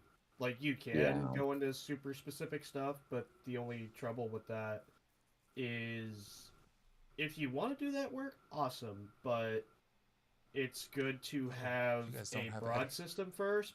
It's good to have a broad system first before you get a specific system. Mm-hmm. You guys don't have editor access to this thing. My bad. I thought you No, did. you didn't No. give it to us. I'm so sorry. I thought I did. That's why I was like wondering, like, why is nobody typing in here? There we go. You have editor access. Sorry. We're also ending up with a whole lot of these, but I think that's the thing to do. I think right now make a ton of them, Yep. and then we can go through and pick our favorites and get rid of the ones that we think are dumb and so forth. Okay. Arcane Sense, Spellbreaker, limited magical resistance, ability to cast the spells. I think we should still give him the ability to cast the spells as an option, but I like this anti-magic shield as an alternative option. You can produce a 5-foot domed anti-magic shield. Oh. Spells cast within the dome through the dome have disadvantage. Yeah. On Bloodbound, did we want to do the blood of the spellcaster? What? Okay, because this is what I was thinking. What's actually easier to come about? Blood of a spellcaster or the magic of a spellcaster? Meaning, like, is there a world where this anti-magic rogue is able to go into the battlefield, the spellcaster leaves, and they're able to somehow extract the magic that that spellcaster was using, like an essence, like a fingerprint basically, out of the air, bottle it, and be able to determine, okay, Where did this come from? kind of going from there. Right. Because I feel like blood's going to be easy to get to, I guess, because you're always slashing, all the kind of jazz. Mm-hmm. So like either way, but it's just a thought. I was like, oh, what if they just took the magic? And I guess in my head, what I was thinking of is being able to create like a bit of a detective version of this, where a magic user was in a room, let's say a while ago. They cast a spell in there. This guy is able to come in. He's able to detect magic. Okay, there was magic here at some point in time. Let me see if I can't extract some of that out and go from there. It kind of creates this different, like, not everything is combat focused. It can be used for other things. Whereas, like, the blood of a spellcaster is normally not going to be, like, strewn across in random locations in, like, a town or in a room or across the woods. Again, it's up to the DM, too. Like, if a spellcaster was running through the woods and a branch scratched him, then, okay, cool. Like, that helped. That definitely happens. It's all based on the storytelling, I guess, ability of the DM and, like, the imaginative and knowing the players that you have and their classes. Yeah, okay, so I like the idea of coming across a what's it called? The glyph of warding. And it's a trap that magic users lay that explode if you step on it. And the arcane hunter firstly knows it's there because of their arcane sense. Secondly, like if they touch the object or if they approach it or whatever. Anyway, secondly, they kind of like extract the essence of it and they're like, now who left this glyph of warding to try and kill me? Like, Yeah. this is fun. I also, however, like the requirement that they have to like at least extract a sample of the spell like they have to get something personal to them. Like the magic you cast doesn't feel exactly, I don't know, maybe it does, maybe it should be, but it doesn't feel exactly personal to you. Like magic is you're like taking it from the weave and manipulating it. It's not an extension of your own body. I definitely took it the other way. I feel like it's very personal. Like I feel like it's very like fingerprinty. Like each person's magic is their own magic. I don't feel like they're taking it from a well of like a river. I don't feel like they're just grabbing it from the river. I feel like it's within themselves. And I guess that's probably because I played a sorcerer, and that's basically how a sorcerer is described. Is it's a well of magic within yourself. You're not taking it from an aether or like, something else. You're taking it from within yourself, and that's innately personal. Okay. How about this? Phrasing. Okay, a way to run that. I have it. Don't hit me with another idea just yet. Give me a second. 1 second. I got lost. Sauce? Okay, so what if you can collect a sample left by a spellcaster.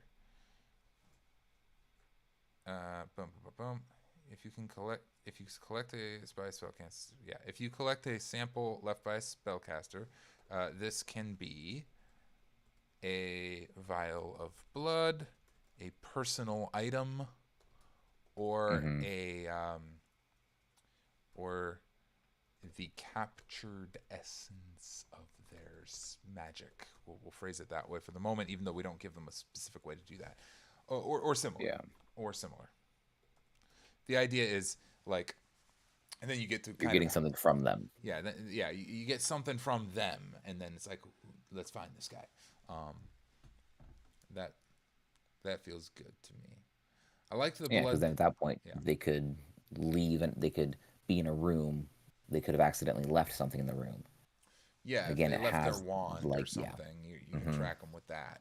I liked the blood because it felt like what you'd mentioned earlier, tapping into blood magic or something to combat these arcane wizards.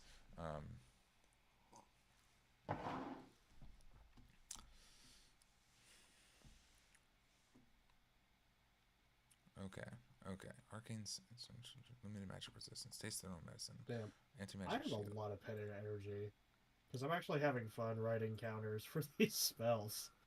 Ooh, you've got just like specific counters for specific spells going on. I am. I'm going down evocation right now. I'm like, you know what? Fuck you. I'm gonna do this instead. Dude, yeah, do it. We can, and give me all of that because we can then like combine, mix and match, and find out what we can find out. Maybe even have like the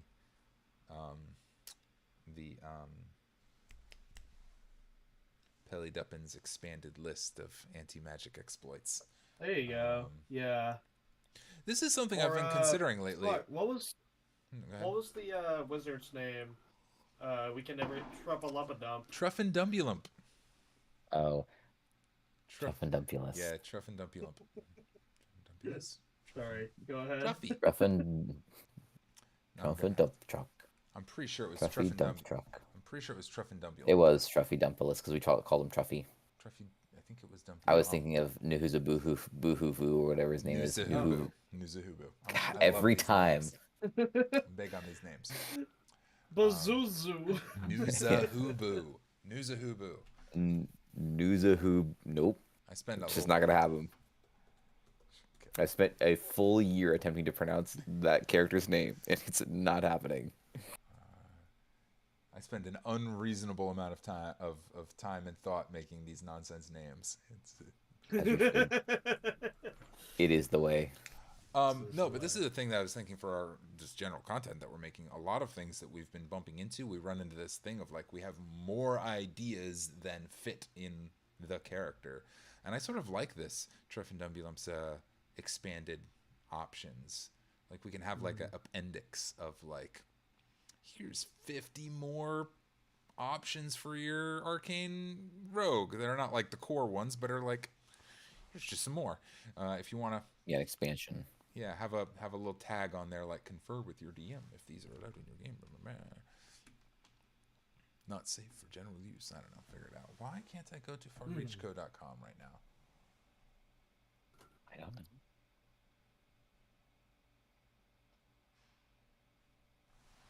Oh, I'm unable to as well. Uh-oh. Maybe said human is working on them. It seems unlikely since said human is not here. Correct, but maybe said human is working on them at said human's location? At a place that is not... It is not here. It was great because you genuinely were like, well, they're not here. They can't be working on it. What the heck are you thinking? Yes, internet, we have a troll that we keep in the basement and that builds all of our stuff for us. Very good. Very useful slave. His name chained is up down Truffin. Don't worry, we feed him. Troll and Dumpulus. Fret not, we feed our troll. We give it nice, warm, cozy blankets. It has a We tried saw. starting a union and they just beated us.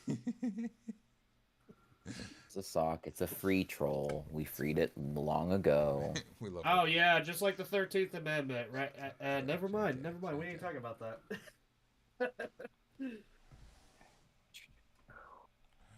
Oh my gosh. Oh my gosh, you guys.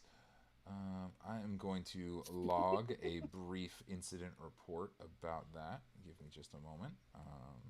In the form of a Discord message of a screenshot. The briefest what incident. happened? Yeah, the briefest incident report imaginable. Eek. Wait, what Screenshot. happened? Boop. It broken. Eek. There we go. And we'll figure that out. Fret not, the internet. You didn't see anything.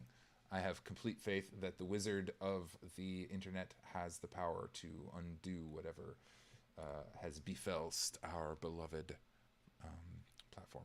Anytime I hear that you didn't see anything, it's always the penguins of Madagascar popping up in my head. You didn't see anything. Yeah. I didn't see anything. Yep. Good stuff. Good stuff.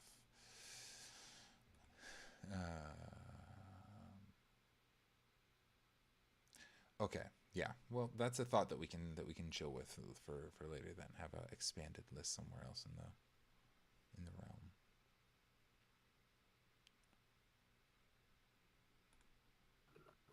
Now you got me looking stuff up. Look what you've done. Look what you've done. Ay, ay, ay. Okay, I'm pinning the hunter for just a moment because I need a potty break. How you guys doing on energy levels? You want to hang out a while? You wanna call it soon? What are you guys feeling like?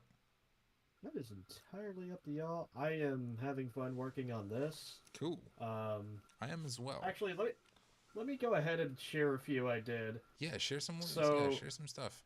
So But I'm still on wait, cantrip so far. Wait. Oh my goodness. Wait. Hold on. Can I have a 5-minute bathroom break and then you can share the stuff? That's right. Yep. 'Cause Yeah, go ahead. I do not. I'll say it when you get back. I don't want to break that line of thought.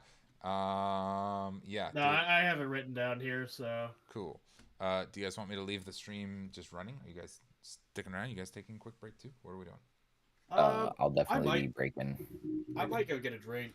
Okay, let me So, swap us over to the I'm waiting doing room. the BRB.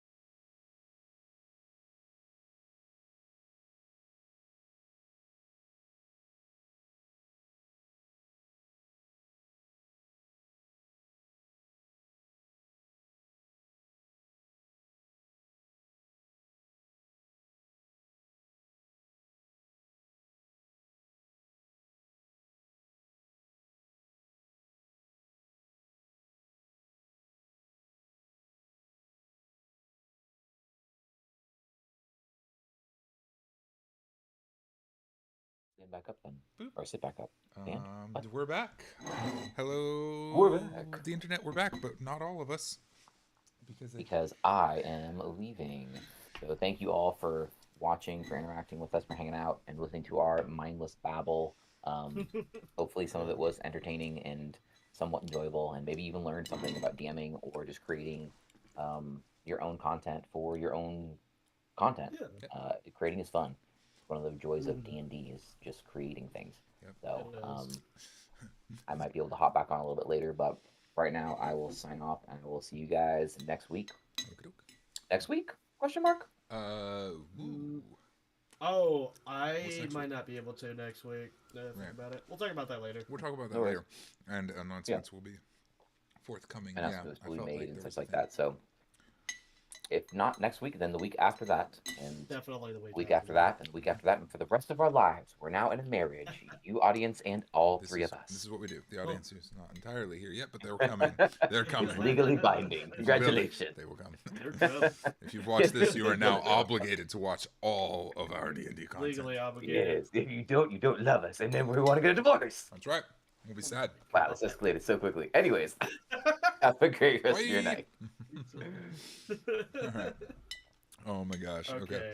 All So, right, you got to tell me about these cantrips you were working on. I'm excited. So here's the petty ass cantrips. Oh my god. Honestly, I'm not even gonna call it a spell list. I'm gonna call it a petty list. Like, you're gonna cast that spell? Nah, bitch. I'm gonna cast this instead. Booming Backfire. A reaction you can. I already love this. A reaction you can use to counter a booming blade. They must roll against a spellcaster spell DC. Failure only stops the spell. Success, reverse the spell's effects back to the caster. Nice. And then there's like even smaller ones, like there's the Dancing Lights cantrip, Snuffing Shadows, a cantrip you could use to extinguish the Dancing Lights spell. No, you don't get light. Fuck you. That's beautiful. Hold on. I want to write that down. That first one down. Hold on. Oh no. I Failure could send. means you only. Let me go ahead and share this with you, because I am writing these down. Success. If I can find the share, there it is.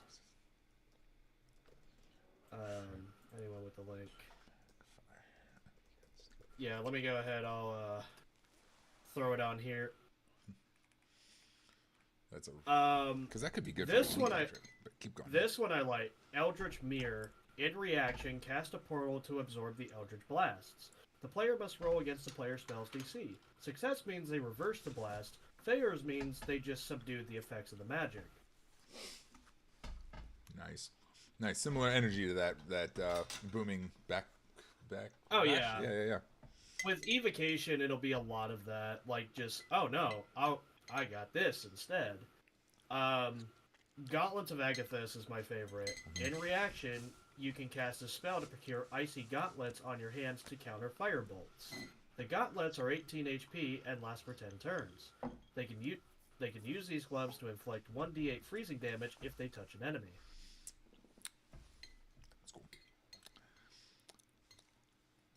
That's cool. It's like, this one's easy. Do what? It's like anti-armor of Agathis. That's good. Yeah. Fiery spell. Can use as a reaction against frost cantrips. And I see it like they cast it, and then it's like a spear of fire surrounding them, like a fan. Nice. And it counters the cone that you shoot at them. This one I would use against one of your characters, Steel Flames. As a reaction, you can use this against Green Flameblade. Roll against a spell counter spellcasting DC. A success gives you the ability to steal the Green Flameblade and use it against a spellcaster. A failure merely snuffs the Flameblade. Nice. That's fun. No, my fire. Fuck! I'll take that. Then there's... Oh, Lightning Reel is another good one. Lightning Reel. A reaction you can use to pull the spellcaster towards you if they... if they cast Lightning Lure. Cute. You must roll a spell save against the spellcaster's DC. A failed save still gives you the damage, but pulls the spellcaster to you. A successful save reverses the damage and pulls the spellcaster towards you prone. This one's against Radiant Fire, Hypocrisy's Manifest. Use a reaction to somebody casting Sacred Flame on you. Roll a save against a caster's spell casting DC. Failed save only negates the effects of the cantrip. A successful save reverses the effects of Sacred Flame. This is fun. This is fun. This Back on you. This one's against the Shocking Hand one. I forgot what it was. But this one's called Rubber Touch. You use an action to cast and be resistant to lightning cantrips. The spellcaster must roll against your armor class. If they fail, the spell will reverse back on them. You don't use this as a reaction, you use this as an action. I don't want them too many of them just being merely reaction, though a lot of them are going to be reaction. I know for like divination, that'll probably be more action-oriented than reaction-oriented, depending on the school of magic you use. Stonefoot. Use a reaction to counter against Thunderclap. Roll against the spellcaster spell DC failure will just negate the effects of the spell for you. Success will negate the effects within a 100-foot diameter. Because that's how much you can hear the Thunderclap. So it's like, yeah, no, we could just negate that. This one's against Word of Radiance, Divine Forgiveness. Use a reaction against Word of Radiance to roll against the spellcaster's DC. Failed save only saves you from the effects of the cantrip. A successful save saves the party from its effects. Nice. Yeah, no, because Word of Radiance is a area of effect. Yeah, these AoE type of abilities. Yeah, that's handy. And that's what I got for evocation so far. It'll be fun to start getting to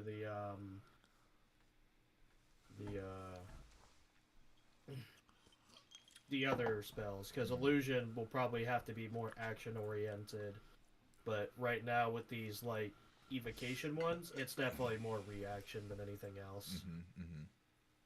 Yeah, and I'm seeing this common thread, right? Something like when a target within range casts a cantrip, you can use your reaction to make them do a saving throw. On a fail, bad things happen to them. On a success, on a fail, it just the cantrip's just negated. So it's sort of like a counterspell to a cantrip, with the added benefit that it could reverse. It could reverse. I sort of like that on cantrips too, because you couldn't do it on a leveled spell if you just make it for just the cantrip reversal.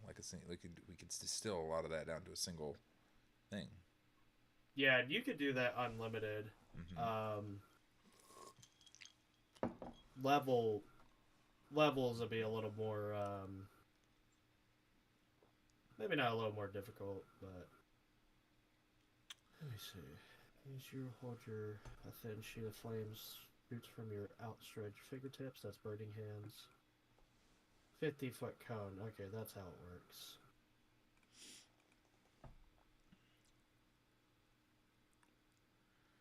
Let's see here. While you're looking at that, I'm going to look over these other ones that we have going.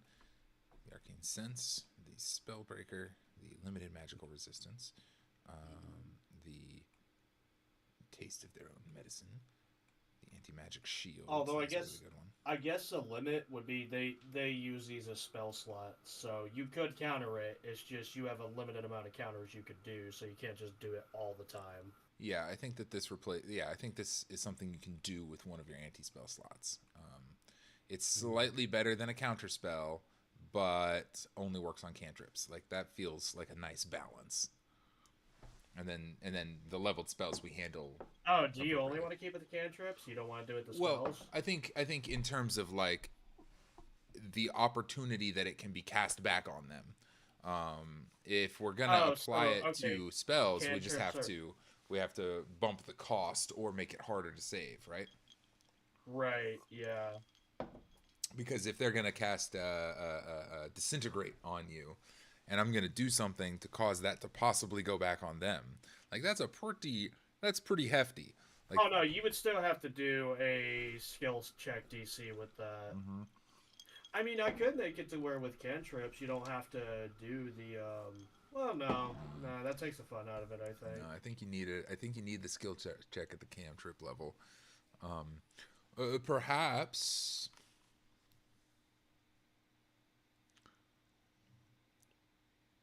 perhaps similar to what we had said before. You can use this against. I like this parallel of against a spell level half your level in rogue, right? Because then to use it on a 9th level spell, you have to be at least 18th level character, which is Right. at 18th level. Yeah, you can reverse disintegrate. Why not? Yeah. You're level 18. Okay, You're so basically a god now. So, well, actually, yeah, no, because you can cast spells in tiers. Mm-hmm. You know, like a level 3 Hellish Rebuke or some shit. Yeah.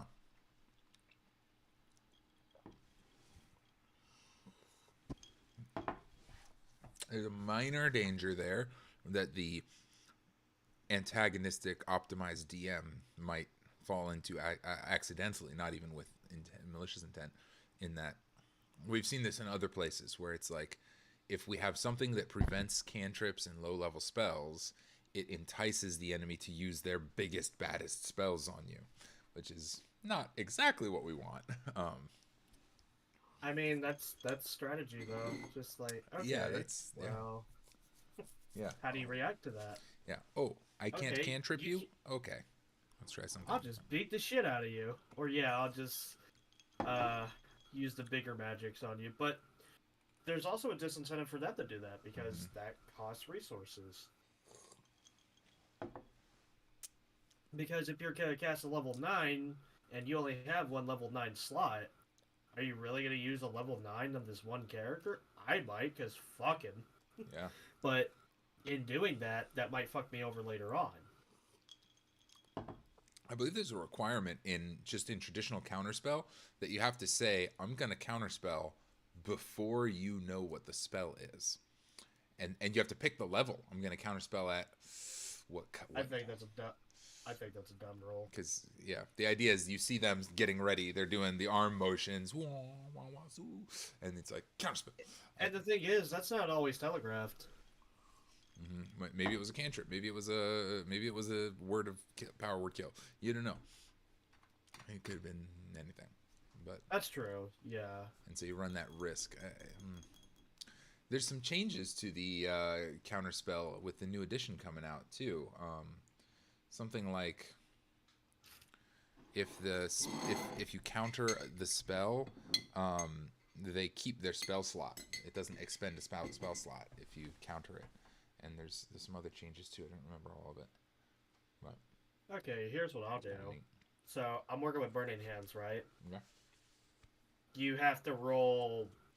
Basically, when they shoot damage at you, when you do the counter, when you do the counter spell, you have to roll against its damage. And however much you roll, you could absolutely negate it. If not,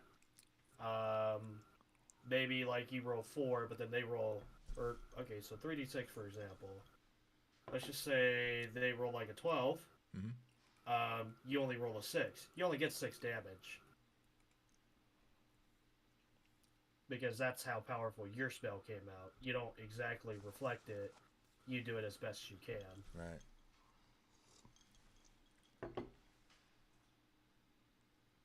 I can see that. That makes sense. I can see where you're going with that.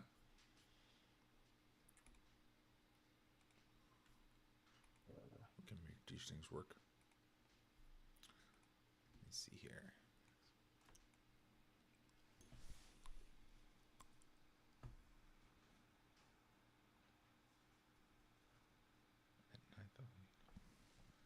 Third ability from the anti-mage.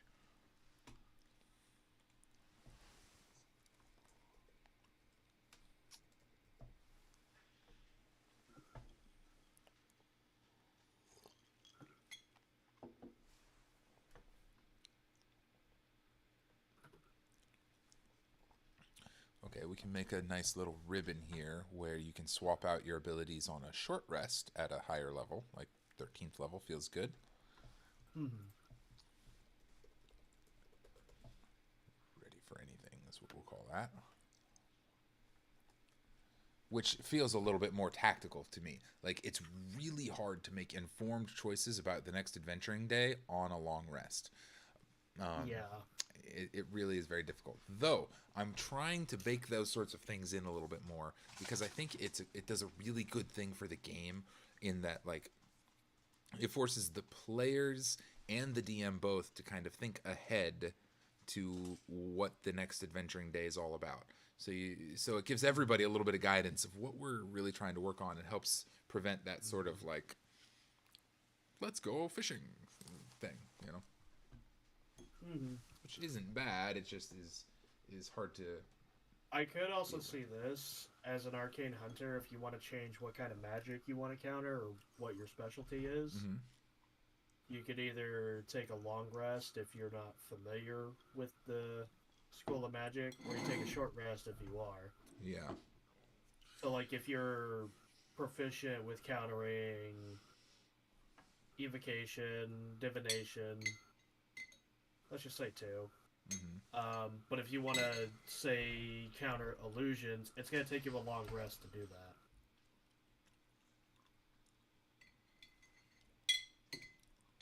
Got it. Does that sound good? Giving you familiarities and stuff. Let me sit with that for a minute. Or we could just cut that. Let me sit with that for a minute because we're getting into some weird territory where we're having a lot of choice making having to happen. I think I sort of prefer the idea that our arcane hunter could has the knowledge set ready for any kind of school of magic, but they have to prepare their tools and their skills and their armor. That's what I was thinking. I have to. Yeah. It's like, yeah, you know, I'm thinking like an athlete might know how to play basketball and football and baseball, but if they show up to a football game with their baseball gear, they're in trouble, right? Right. And that's kind of, you know, that's maybe not a great analogy because athletes tend to be specialized to a specific sport. Fucking athletes, but you get it. I play piano and guitar and bass, and if I show up to a guitar gig with a piano, I am, you know, having learned all the songs for piano, I'm in trouble. You know, same thing. Yeah. All right, I need to prepare for the event briefly. Ooh, that's really hard.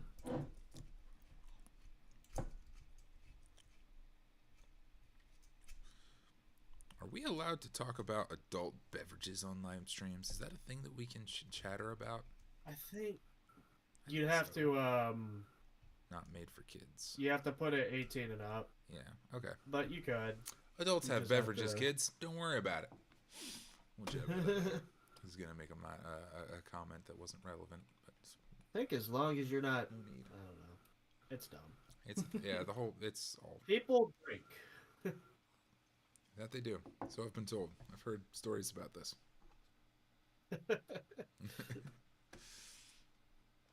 Oh man. Okay. So the baseline is at 3rd level you get your anti-magic abilities, your anti-spell slots. Anti-spell slots. I actually kind of like that. Anti-spell slots. And at higher levels you're able to swap them out on a short rest rather than a long rest.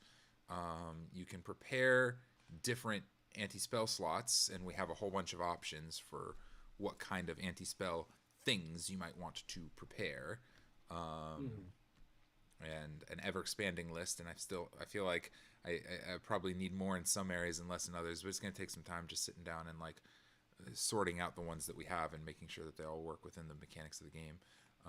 Right.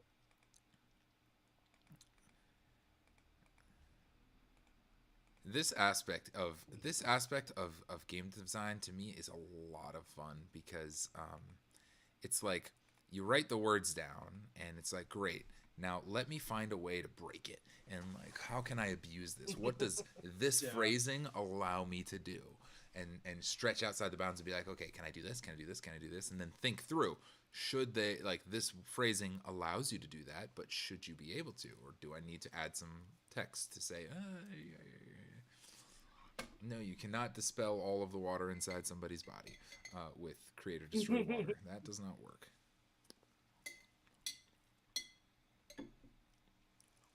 Though there's a question of how much that's really necessary. Like,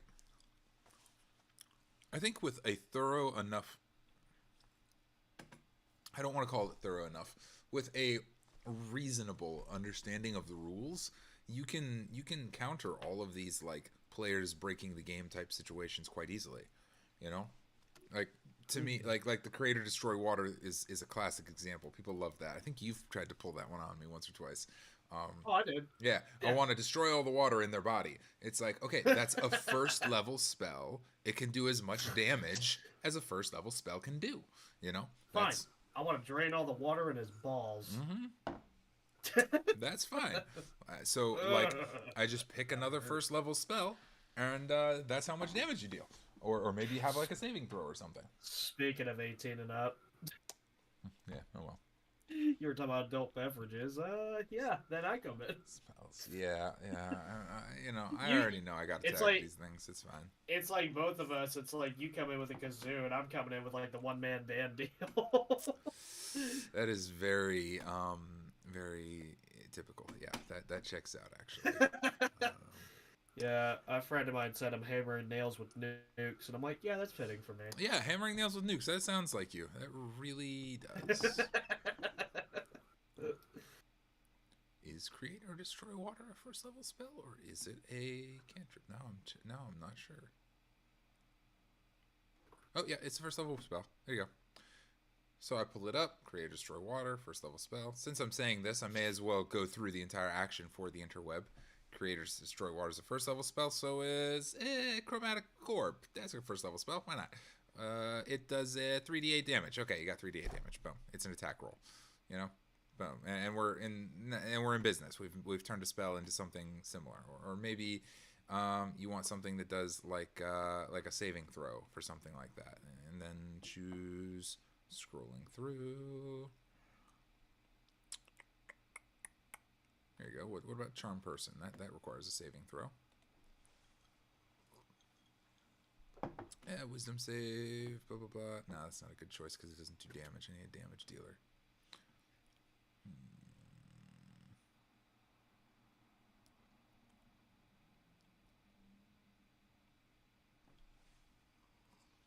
Well, I already spent more time looking than I wanted to. Point is, give it a saving throw, and on a fail takes the damage. That's fine. That's, you know, and this is this is I think what's really beautiful about the way D&D is built. It's actually a really comprehensive system, despite all of its flaws. It has a lot of flaws and a lot of holes in it, but the holes are easily pluggable by other solutions within the existing rule set. If you have the rule set ready to go, you can just like, yeah, we'll just do this. You can quick solve a lot of these problems. And I think that's the ultimate skill of a DM, as it were.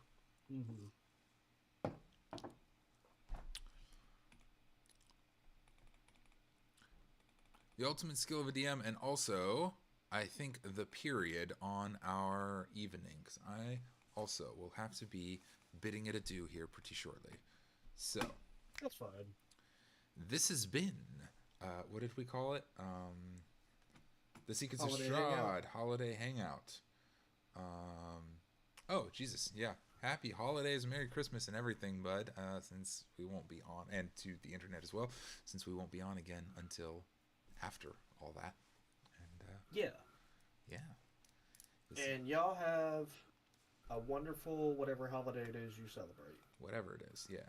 And you know what? I hope you have a great day on all the holidays you don't celebrate too. So like just that too, yes. Just be happy, folks. Otherwise, fare thee well, adventurers, and keep your wits about you on your own adventures through the mists. Not disconnect. I actually have to